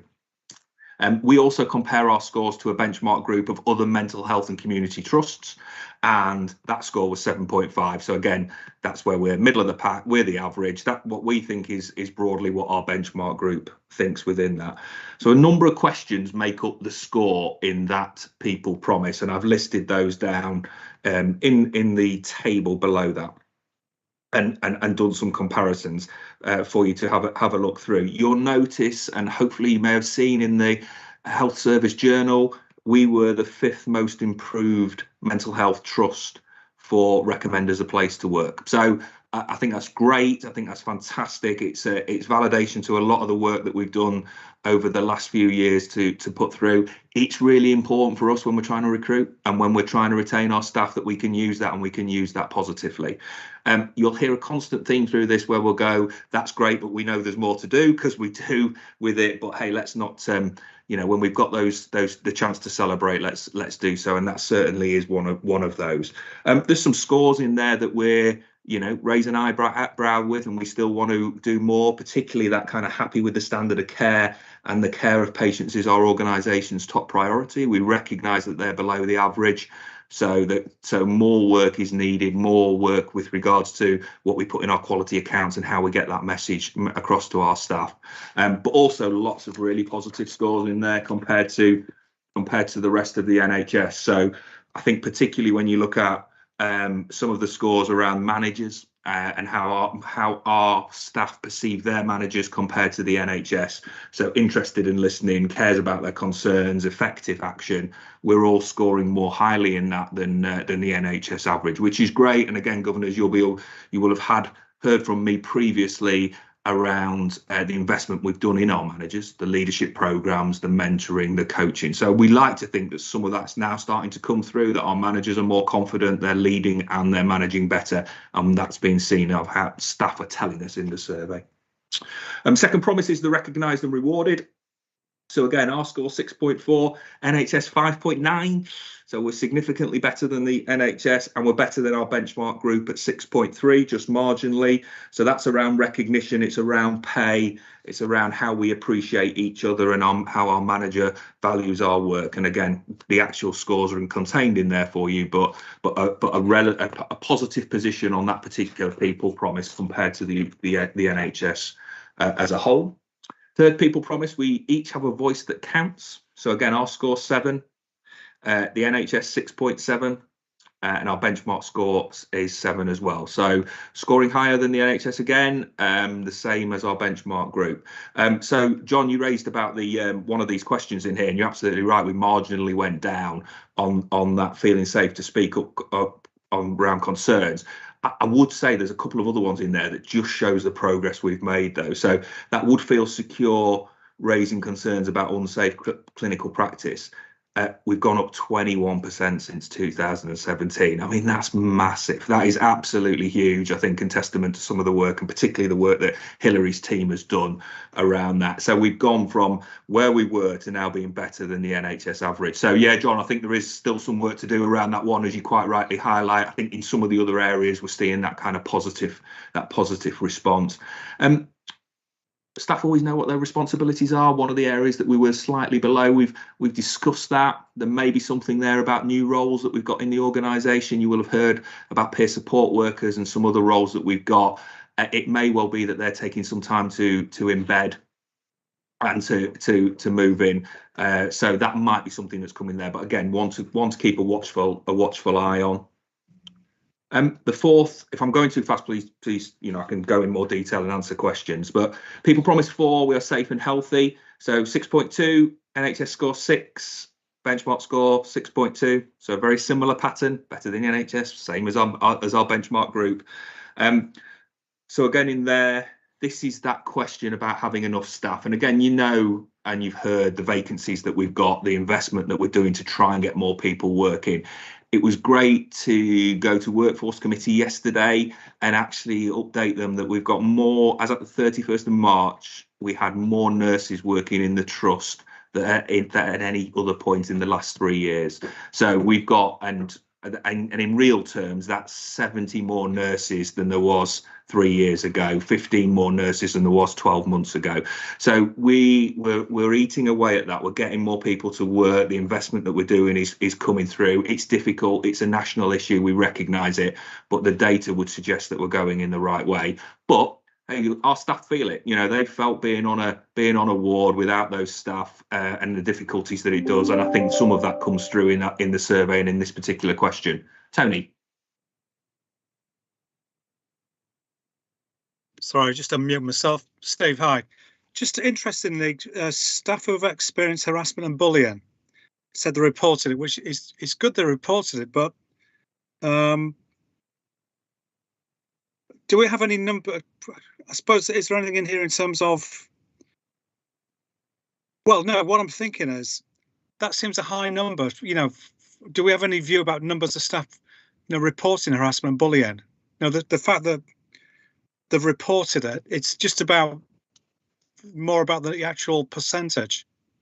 Does that make sense? Yeah, it does. Yeah. So there's a question here, isn't there? There's an answer about how many of that is. So the exactly. Percentage so I think it was about, and again, I'm off the top of my head here because I haven't got the data in front of me. I think it's 50. I think there's about 50 occurrences across everybody, across the 1,400 people that filled out the survey. So what we're talking about is 50 people who said that they experienced it and reported it in that sense from there. So look, any more than one or more is something that we wouldn't want, but it is about getting underneath some of that data. So the next bit will be to kind of find out, is there any hotspots within that? Is it all within one particular area? And we get that at the divisional breakdown level. But yeah, just to assure you, that's not 50% of 1,400 people. No, that would be a concern. The devil's in the detail, of course. That's why it's not a better check. Thank you. Yeah, absolutely, no problem. And again, you'll see some of the other scores in there about kind of burnout and frustration, and the NHS, whilst we're better than the NHS in that, there's still those scores, aren't they? It just shows what our staff have been through over the last 2 years, I think, and particularly in a kind of COVID world. And this is being replicated right across the country. So the work that you've supported us with regards to our staff health and well-being has gone down really well. I think that comes through in this survey. We're continuing to do that. The musculoskeletal is an interesting one because this is a score that actually we'd put the fast track physio in for staff 12 months ago. So we'd actually got a better score. So hopefully the fact we did that has helped address that was going in the wrong direction, and we're helping to turn it around. So those interventions that we're putting in are hopefully coming through and supporting our staff in what we all recognise is a really, really tough environment to be delivering your role. People Promise 5, we are always learning. So we're 5.8. NHS 5.3, 5.6 for our benchmark group. So this is one where we're ahead of both, which obviously is great, and all positive scores in there. Michelle touched on this. So we've got the culture now of having an appraisal in this organisation. We have a window, everybody knows it happens, and we report 98% or whatever it is that we kind of do, which is great. I think there's some questions in there that say how much of a quality experience is that? So I think that's the next question. We kind of knew it would be like this. So we've done a number of kind of training events over the past few months for staff, for managers. So let's make sure, great that they're happening, but let's make sure it's a quality conversation and you're capturing everything there. That's the kind of next stage of that. And probably some of the answers in there would reflect that there's a bit of work to do around that particular task. Sue, do you want to come in at that point? Oh, sorry, Sue. Sorry. It's all right. You're on mute, Sue. You almost answered my question there, Steve. Thank you. In the fact that I did notice it was a really excellent score for people who'd had an appraisal. I think that needs a really big thank you. But it was just a little concerning then about how it's left them feeling, it's the quality of those appraisals then, because of course, as you know, my big thing is supervision, and the appraisal and the supervision, clinical appraisal and clinical supervision really link in. And so I was just hoping you were going to say that you're going to do some more work to look at why that flagged down, really. Yeah, and just as a follow-up, Sue, it came up in the presentation that Michelle did. We'll do some dip sampling. So what we will do going forward is an expectation that managers will dip sample some of the paperwork and check. So people are saying it's happening. Let's have a look at the paperwork. Let's see how it's written up, and is that a quality? Would that suggest that it was a quality conversation? Because you'll be able to get that from the paperwork. That we'll do that kind of later on this year. Not just a tick box. Absolutely, that's the key thing, Sue, isn't it? So that's on that one. People Promise 6. We work flexibly. We're 6.8. The NHS is 6, so quite a bit ahead of the NHS on this one. 6.7, our benchmark group, and this is about flexible working, work-life balance, flexible working patterns. Again, So what we know when we've got vacancies, one of those issues is how do we make sure we keep the staff that we've got? Because the last thing we want is to be recruiting, but then they come in one door and they go out another.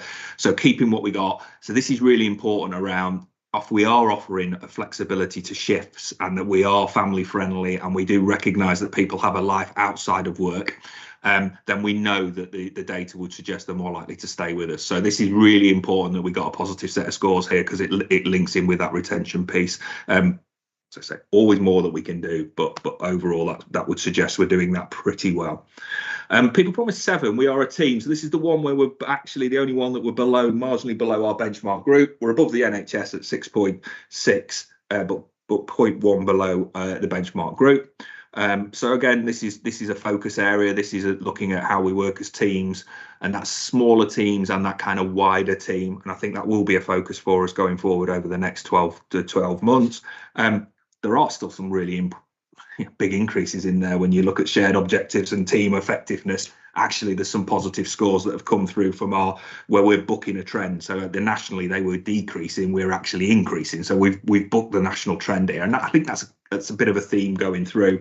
But look, we still recognise a little bit more to do on that. But again, those manager scores coming through are more positive. So it would suggest that staff are thinking that managers are leading and managing them better, which is great. So then that's the new bit, the People Promise scores, and then staff engagement and morale we've always done. So they've always been a score that we can do. So we've got a bit more historical information to benchmark on that. With regards to engagement, again, 7, same as a benchmark, above the NHS score. This uses some of the questions you will already have heard. So there's a bit of repetition here because the same question comes under this one as it does others. So I won't labour that one.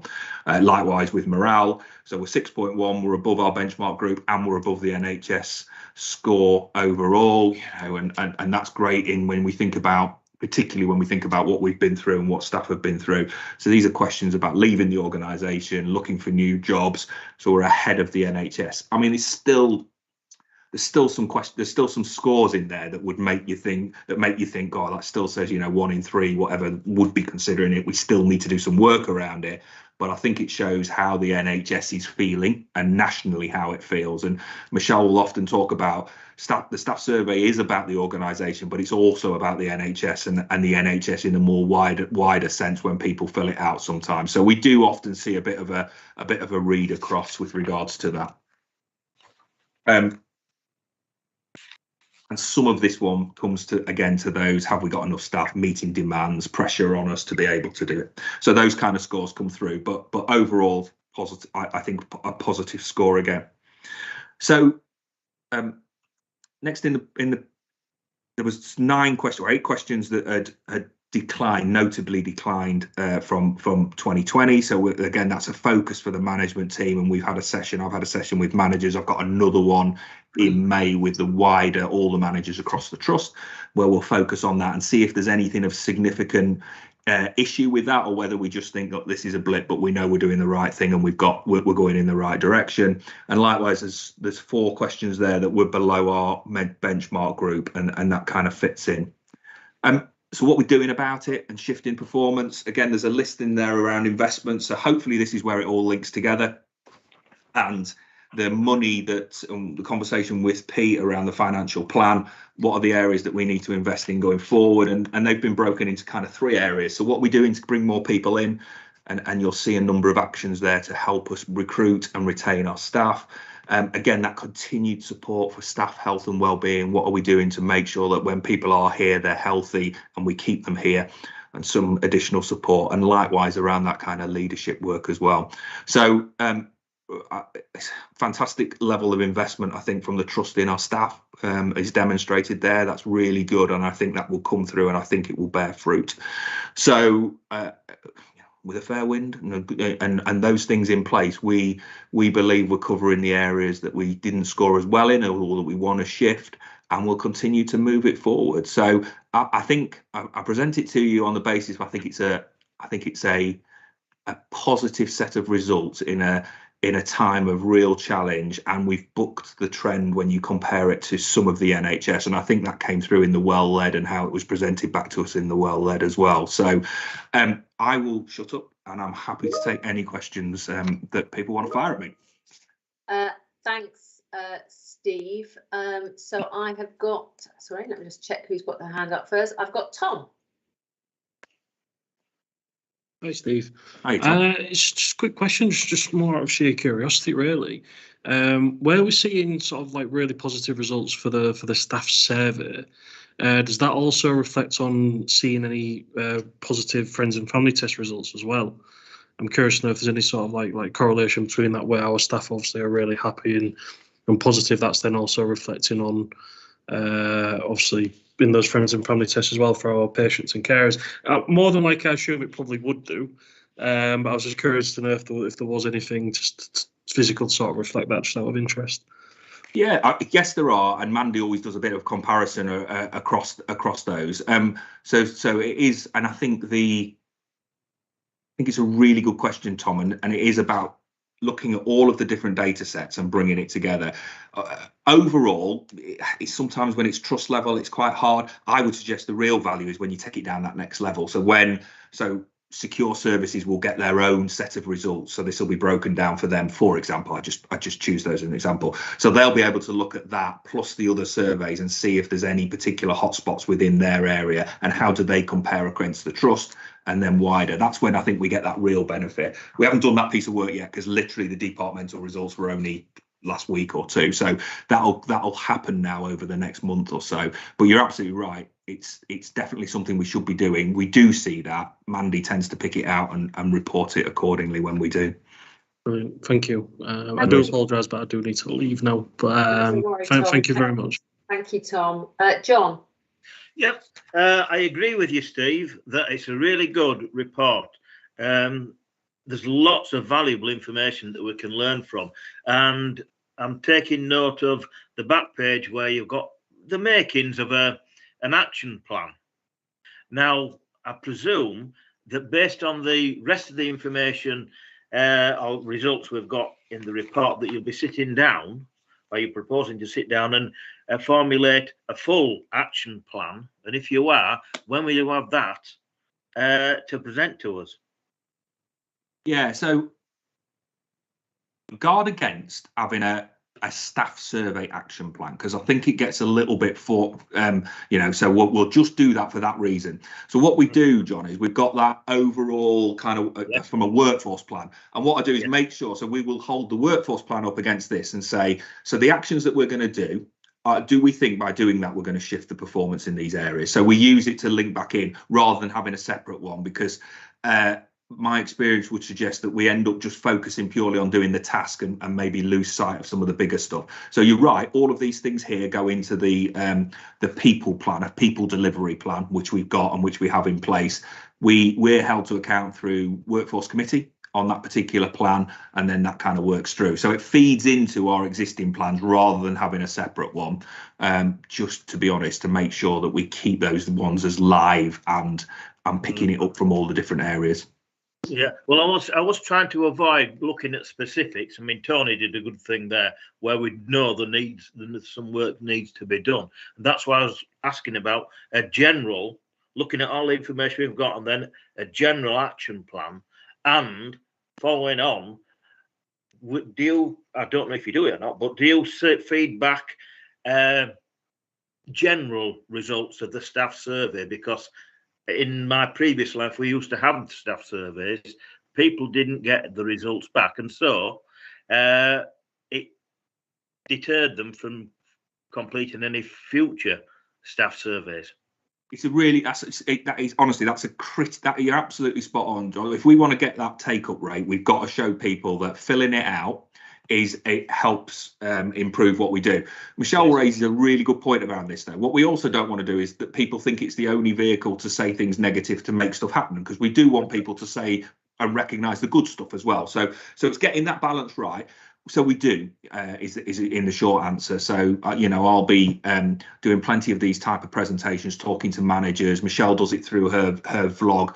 all of the departments get all of the results broken down from them. My team do a detailed analysis, so they present that back in. They will then have their conversations with their staff, and they will have individual plans. Dean then, through the workforce committee, gets them to come and present on their plans. So each area is expected to come to the workforce committee and talk through what are they doing on the back of their results. So, and I guess there's a number of reasons for that, partly to make sure that is there any support we can give them, but also that this isn't something that just gets tucked into a drawer at this time of year and then we dust it off just before next time. This has got to be something that works all the way through. So we do. I like to think that it's coming through.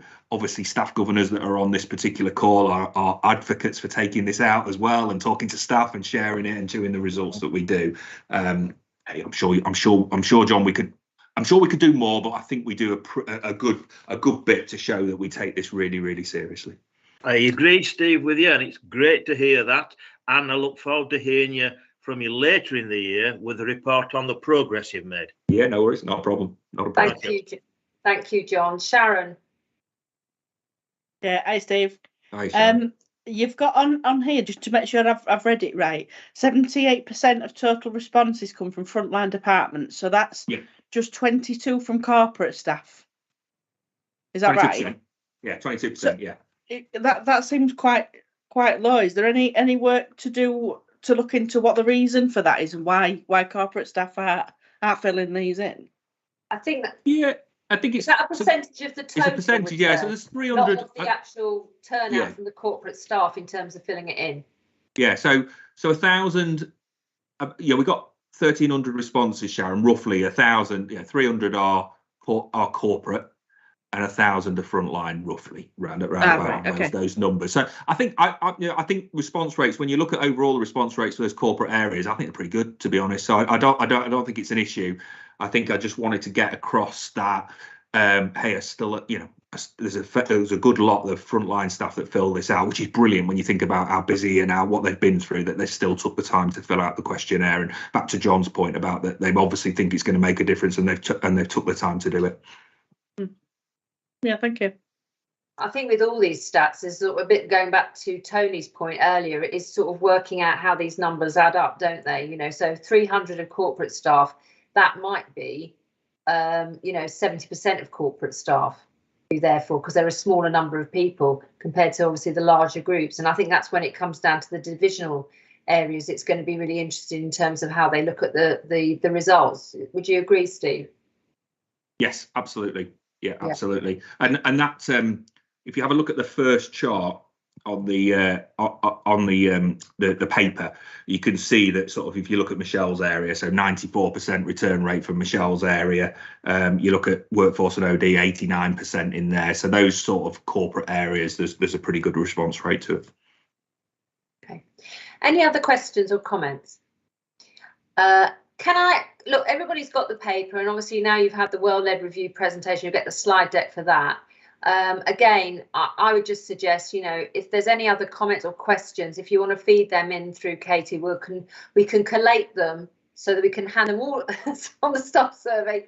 They'll be winging your way, Steve, but we can sort of put them together in a way that the board are aware of issues you're raising, and where there's specific questions, we'll try and get answers back to you and maybe share them amongst the wider governor group. But yeah, just let us know.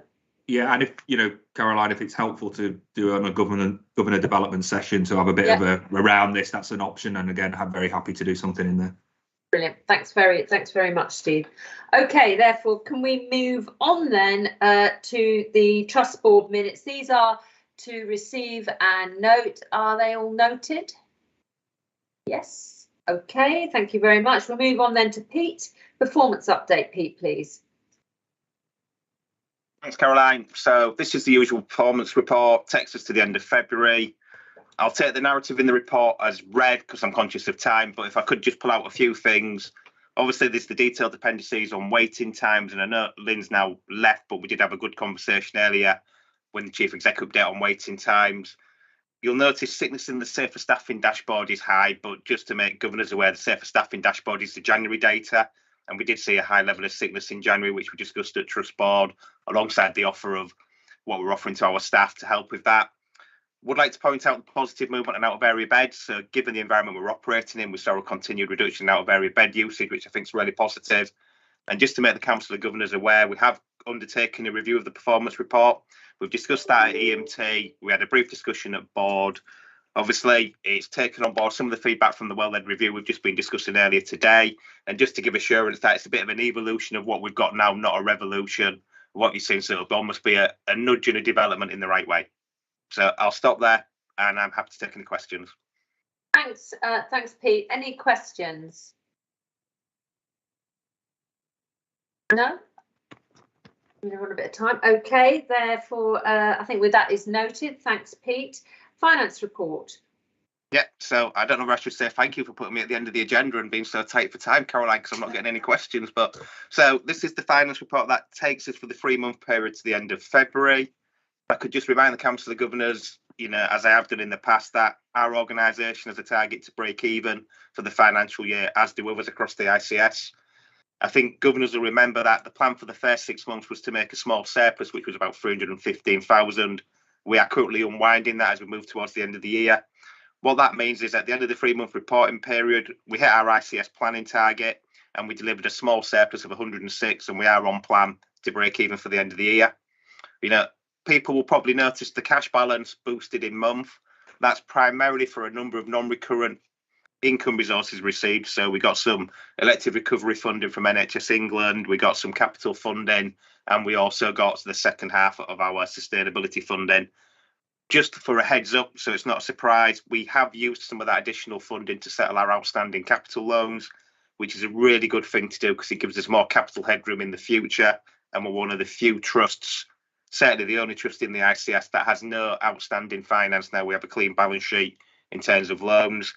And very quickly, to the end of February, we'd recorded just shy of 4.5 million COVID expenditure and 2.5 million top up, which is within the allocation of COVID we've received. So bit of a whistle stop tour. Happy. I see Tim's got his hand up, but I'm happy to take any questions. Tim? Yeah, thanks. It's something you and I have had correspondence about and discussions before, and it's the underspend in mental health services, Pete. And when I analysed what you've written in the report, I look at children with learning disability and community and primary care, and it does say in the required increase, you know, it's overspent because the required increase of locum doctors, use of agency consultants, the staffing levels required. When we come to mental health, we have this underspend, which is, to my mind, the 3rd year since I've been on the Board of Governors, Council of Governors.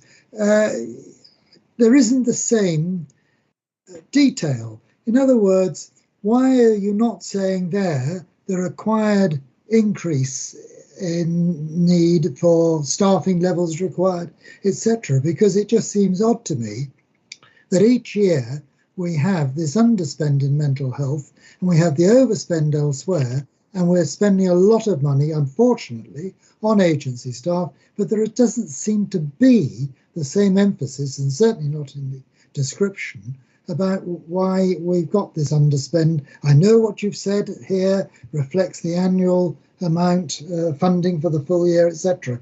But there doesn't seem to be the same emphasis. Do we not need more staff in mental health services? And if so, why are we not using, unfortunately, even more agency staff? Pete? So I see Michelle's got her hand up. Do you want to go first, Michelle, and then me? Compliment or vice versa? You go first and then I'll mop up. But this is, I'm just going to respond in Lynn's absence, that's all as well, yeah. Pete. But you can do the technical, if you do the technical piece in relationship to I&E and I'll pick up the quality piece. Is that all right, Pete? Yeah, of course, Michelle. So I guess the answer for me, Tim, would be, we know we've got areas of pressure in some parts of the divisions, primarily children and LD and primary care, and we're working with commissioners to address that. For mental health, I think, you know, it's not without, you know, it'd be remiss of me not to say mental health is the area that's had the most significant growth in investment through the mental health investment standard and service development funding through national pots of money. What we've always done as a trust so that we can recruit to those posts is fully fund them in our plan from the start of the financial year. Now, there's a bit of learning and reflection here and how we do that going forward, so we don't end up in this perennial underspend on mental health services as we recruit to posts. So what I would say for mental health is we have got pressure points in mental health, particularly for agency locums. You know, we have built some resources into the financial plan to support that, but the level of vacancies is predominantly the time it takes from when we start the financial year and we fully provide for it to the time it takes to recruit. So it becomes a law of diminishing returns, or a reduce and underspend month on month. I'm just puzzled as the difference between the other categories and this each year. I'm not sure.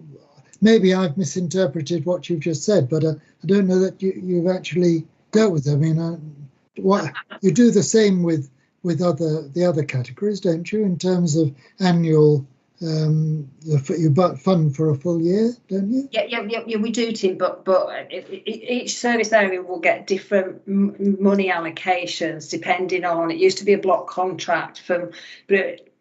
So if we go back to the old-fashioned money, so each of the different areas will get a standard money in relationship to service provision. Some are the right level for what you need to do to provide it. Some is under what you need to provide it. And that's what Pete said, we keep going back to the CCGs. In relationship to mental health, particularly because of the mental health investment standard, it's had a lot of growth within the service. So that's what differentiates it to start off with, whereas children and young people, particularly alongside primary care specifically, because that's our bigger aspect and bigger problem and challenge, hasn't. Now, we do staff our mental health watch. You've seen the safer staffing dashboard, so we've got that there. So you can see that we've had that quantified by a TANE. We do have pressures within mental health in relationship to staffing, either due to observation levels or due to use of locums and agency staff. Like for Easter, we've just made sure we've got absolutely double staff required in place, and we did that at Christmas. But because of the way that it's funded in relationship to services, there's a bit more headroom in the mental health budget so it can absorb it, whereas the pressures caused by the same things, use of observation, use of agency staff, etc., in the others it can't, because it hasn't got that buffer. So that's why they end up overspending and some don't. We're also finding, particularly in the Children and Young People's Directorate, we've got a lot more acuity. So we've got a lot more service users that are patients that are on more intensive observations, so that we've got to employ and bring in more bank and agency staff. So rather than being on general observations or on 1-to-1, they might be on 4-to-1. So that again increases the staffing budget. So we flex the staffing budget depending on the acuity, and we've got more acuity in the Children and Young People and Learning Disability Services at the moment. I'm not saying the acuity in acute isn't high, but it is more reflected. The actual problem from a financial point of view is primary care. From a funding point of view, so we make clinical decisions, but we've got to break even. We don't want to necessarily, we don't stop the service in relationship to maintaining an underspend. It's just the way it's paid for and the way that the money is utilised. What we do say to staff is to over recruit if they can. So all staff have got the premise that they can over recruit. So if their budget says you can have 10 staff and they can recruit 12, then they'll recruit 12. Does that help? Yes, and I'll go away and think about it. Thank you. Yeah. Thanks, Michelle. Tony. Thanks. Pete, just a query about the ICS contribution of, I think it's 9,000. Is that expected to grow in the next financial year as the ICS develops? What should happen, Tony, is that the CCGs who will become the ICS, at the moment, CCGs get what's known as a running cost allocation. So that running cost allocation, which funds the CCGs, should be what's available to fund the ICS/ICB. So that would be the expectation going forward, and that would certainly be the stance myself and Michelle would be taking going forward. I think at the moment, because the ICB is operated in shadow format, it has been an additional cost, but going forward, it should get a running cost allocation, which did go to commissioners previously. Okay, thank you. Thanks, Pete. I can't see any other hands up, so thank you, Pete, for that report. And your last star performance, Pete, this afternoon, the annual declarations 21-22. So annual declarations. So for anybody who's new to the Council of Governors, as a foundation trust, as part of our annual reporting process, we have to make an annual declaration every year. And that declaration is predominantly that we've been compliant with our provider licence, we meet required standards of governance, which is part of our provider licence. We're expected to be able to deliver what's known as commissioner requested services or essential services. So a good example of that is the Inspire unit. When that was commissioned, it was classed as a commissioner requested service, so it's classed as essential. And also that we've equipped governors with the skills necessary to fulfil their role. You'll see within the body of the report, we've included all our licence conditions and good standards of governance and evidence that we have to meet it. We've taken this paper through executive management team and to trust board just to nudge that evidence. And if there's anything in there that we're missing, please, it's not an exhaustive list. I'm always happy to add to it. And just as a final point, as a point of reassurance, we are currently having the annual declarations process audited as part of our internal audit programme. So that works in tranche at the moment, and we will share the outcome of that through EMT board and obviously yourselves going forward. So the paper's brought here today to ensure that your views are taken on board. So if you have any questions or any comments, please go ahead. And I see, Doff, you've got your hand up. Thank you very much, Pete. And my question is in relation to point 3, which is about the training of governors. I think that what Caroline has said in terms of what we're going to be looking at the development session, we have just got such a huge number of new governors that whilst I wouldn't question what you're saying about the training that's gone on in the previous financial year according to the declaration that you're making, I don't question that, but I do feel that we are going to have to think very seriously about other sorts of training to support governors, because we've got such a big intake of governors. And as the lead governor, I'm getting quite a lot of feedback that people feel that there's such a lot to learn and such a lot to get to grips with. And that's very much part of the conversation that we've been having at a governor level, that looking at how we ensure that governors do get the right training with so many new governors is an area we'll need to consider in the future. Thank you, Doff. John? Yeah, just to say, Doff, I totally agree with you. And I think Caroline will remember on the first meeting that we met, I brought this up. It's something that's concerned me for quite some time, that governors are brought in, they're given a PowerPoint presentation, and that's it. You're trained. And that's not how to do it. So obviously, as you said, Doff, we've had quite a lot of discussions, and we've got a sort of smaller working group looking at this. I mean, John, there is the induction, which actually we did change this year to take into account that, and the government development sessions are part of, if you like, that sort of, I wouldn't say training, but certainly equipping people with more information in a more discursive way, rather than you sometimes get a formal board. But we're actively obviously looking at other ways we can do that. That's why the training modules that have been put together for volunteers, I think a number of those are very helpful for governors. We've just got to make sure as well, I think, that governors take up some of those opportunities, and where there are gaps, we look to have that, that open conversation. I think probably IT is the other issue that some governors have had difficulties with, which is actually about how we, we're in a different world than we were, aren't we, really, in some respects, a couple of years ago. Sue? Yes, I just wanted to comment that, I agree with all what's said, because I do feel that we do need some more training. But training isn't just about going to meetings. And and it does say about the board satisfied the financial year most recently ended, but there's no financial, there's nothing in there that financial for the governors. Is that right? There's no budget. The governors have any finance to spend? So, I mean, because there are some external, you've been on one, Doff. There's some good training programs external for various things. You know, I just was wondering, is there any way that there's going to be any finance to assist any of that? Yes, the short answer is we have a training budget, sorry, Caroline, that sits under the chief exec, which Caroline kind of falls into that corporate portfolio. And therefore, if there was a training course that you wanted to go on, so that was appropriate, you'd speak to Caroline. Caroline would consider it. Caroline thought it was appropriate. I have no doubt it would be funded. I'm not aware to date of any course we've ever turned down for anybody that is appropriate. Yeah, yeah. And Katie, yeah, I mean, I'm not going to repeat what Pete says. That is exactly the way it works.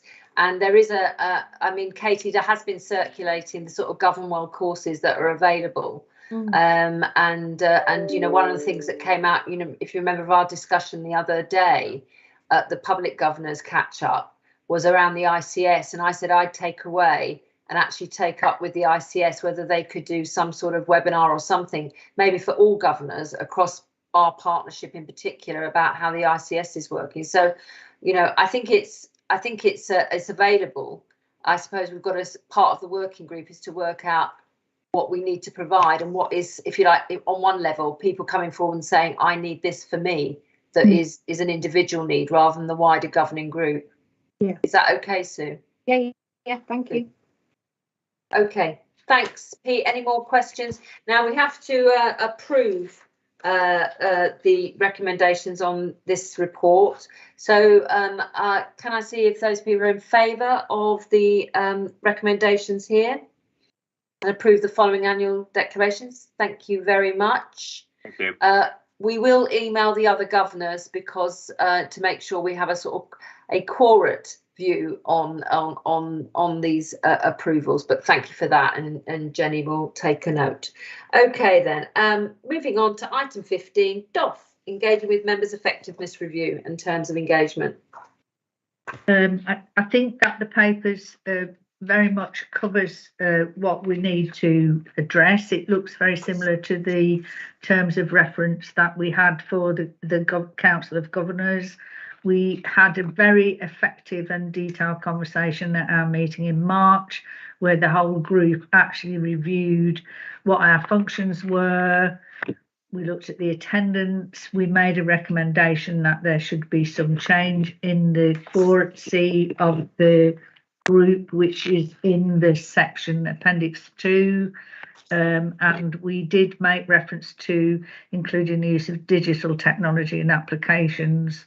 So that's very much reflecting what Caroline has said. And our difficulty with the quorum we wanted to change is that it had been that we had to have 4 elected governors who were public governors. And we're now proposing that we had to have 1 staff governor. So our last meeting wasn't quorate because we didn't have a staff governor. And I think that we don't want the group not to be able to go forward if we haven't got a staff governor, although we're very keen that staff governors should come. And we're looking at you particularly, Sharon. No pressure, Sharon. Okay, so I'm very happy to take questions. Any questions to DOF? Okay, thank you, DOF. So is the report with that recommendation that should just be 4 elected governors? I think that's the one change, isn't it, DOF? Yeah. Yeah. And the other thing that we said was that we felt that we'd got a draft work plan for the next year, but in the light of the discussions we're going to have about how the governor working groups work together, I didn't want to finalise that until we'd actually had an opportunity for governors to look at how the working groups were operating and if there were more effective ways of working together. Thanks, DOF. So based on the information from DOF and the recommendation on the governors, 4 elected governors rather than specifying, does the Council of Governors approve that paper? Great. Thank you very much indeed. Governor group feedback. Sue, DOF? Sue, do you want to go first? Yeah, the Appointments, Terms and Conditions Committee have held 2 meetings this year, the February and March. We've appointed the Stuart McKinnon Evans as a NED, who is also the audit chair. We've appointed Francis Patton as the Senior Independent Director, and we've approved his payment uplift accordingly.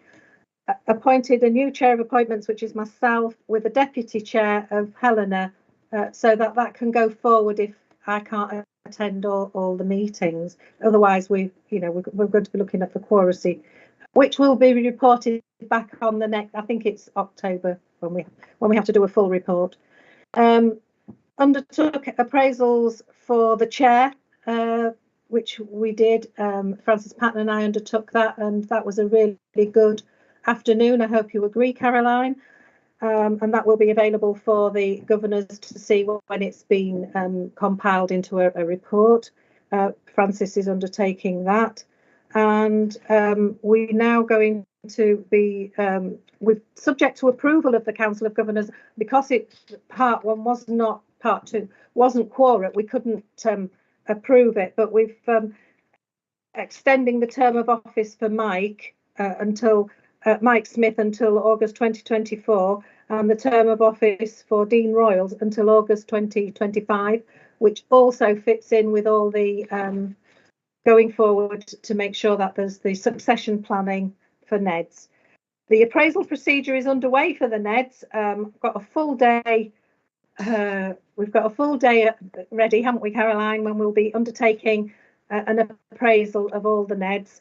And we have put out for feedback from all the governors on the NEDs, so that we can do that 360 there. I think that's on the 4th of May. And we've also advertised for a NED with the clinical background, and the interviews for that are on the 21st of this month, which is next. So we've got a full day for doing interviews as well, and we'll update you next time on the outcome of that. Thanks very much, Sue. There's a lot of work going on there. Dov, engaging members group. I think that I've covered everything in the report, but what I would like to add, with particular reference to Pete, is that I did go on a course that was paid for by the trust. So you can add that into your training for members. I went on a well-led provider course about member engagement, which did enable me to learn quite a bit about how other trusts do it and what we can learn from them. And on Monday, I did attend the free governor session, which does actually provide quite a good presentation about the ways that members should be responding to the I can't think what the word is now, the big working together, the integrated work. So I will be sharing those slides with the other governors, and hopefully we've talked about the aiming for our governor development session on the 26th of April being an in-person meeting, and I'll be very happy to discuss the slides that I'm going to share following the meeting on the 26th. Thanks very much, Dov. Any questions or comments to Sue or Dov? No? Okay. I think that's received and noted. Thank you very much. On item 17, there were no questions raised since the last meeting. A few questions were raised with me at the public governors, which I fed some information back to those who asked them, and I think a couple of the questions have been further sort of asked today. I don't think there's anything to add to that. Any other business? No, thank you for. Oh, John. Yeah. Just a quickie. It's something you brought up right at the beginning of the meeting, Caroline, but you were in such good flow, I didn't want to interrupt you. And that is the recruitment of new governors that we're going through now, the new public governors. And I've got a suggestion for how we get out there and advertise, and if you could pass it on to the relevant people. Because we want grassroots public people from over the patch, don't we? And it occurs to me that we should contact the parish councils and ask them to bring it up as an agenda item so that they can spread it around the meeting itself. And all parish councils also produce a monthly magazine and ask them to put a little, just a resume of what we're after, who we're looking for, if they put it in. And you're going to hit the whole patch with that. And it's cheap. It's an email. Thank you, John.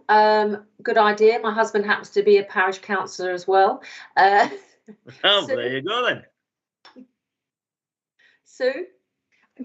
Just to say that we've sort of looked at that when we've asked for communications to help us to look at how we can get some of the information out there, because we decided as a Council of Governors that it should really be corporate, that we should all be saying the same. So not someone going into your parish council and someone going into someone else and saying different things. We've got to say the same thing. So we've been doing some looking at work to do and getting the same messages out into the GP practices on their billboard things, etc. So yeah, there is work to be done, but yes. So very quickly, it's just going on to the parish council's register, getting the clerk of the council's email address, and just same email to every one of them, and the same little advert. Would you put this into your parish magazine, please? Let's take that away, John. I think Sue's point is well made. Basically identifying the potential sources to publicise these roles. It's always worth having a look to see if we're hitting the right spaces. I mean, I have to say as well, having had Charlie on today earlier, it'd be good to think about. I mean, I think the minimum age to become a governor is 16. Shout out at me if I've got that wrong.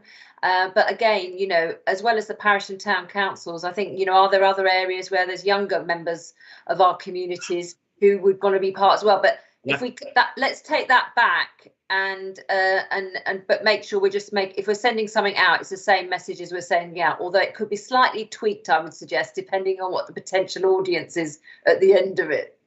Sue? Yeah, just to comment, I did pick up that Bethia said she's going to be going out into some of the senior schools and doing some work, and really thought we could piggyback onto the back of that, really. So I have written her name down to contact her to say we should piggyback onto the senior schools for that, really. Excellent. Thank you for those constructive comments. And again, I think the governor development group, maybe this is something we could add on as well. Some places might have a youth governor, for example, as a specific governor position, but let's take that away. Thank you. Right, okay, it's been an absorbing and instructive and really helpful afternoon. Thank you for all your attendance. I am keeping my finger. I will see Sue and John hopefully in person on the 21st. Yep. And I hope to see as many of you can possibly make it in person at the Governor Development Session on the 26th of April. And that would be great to see you.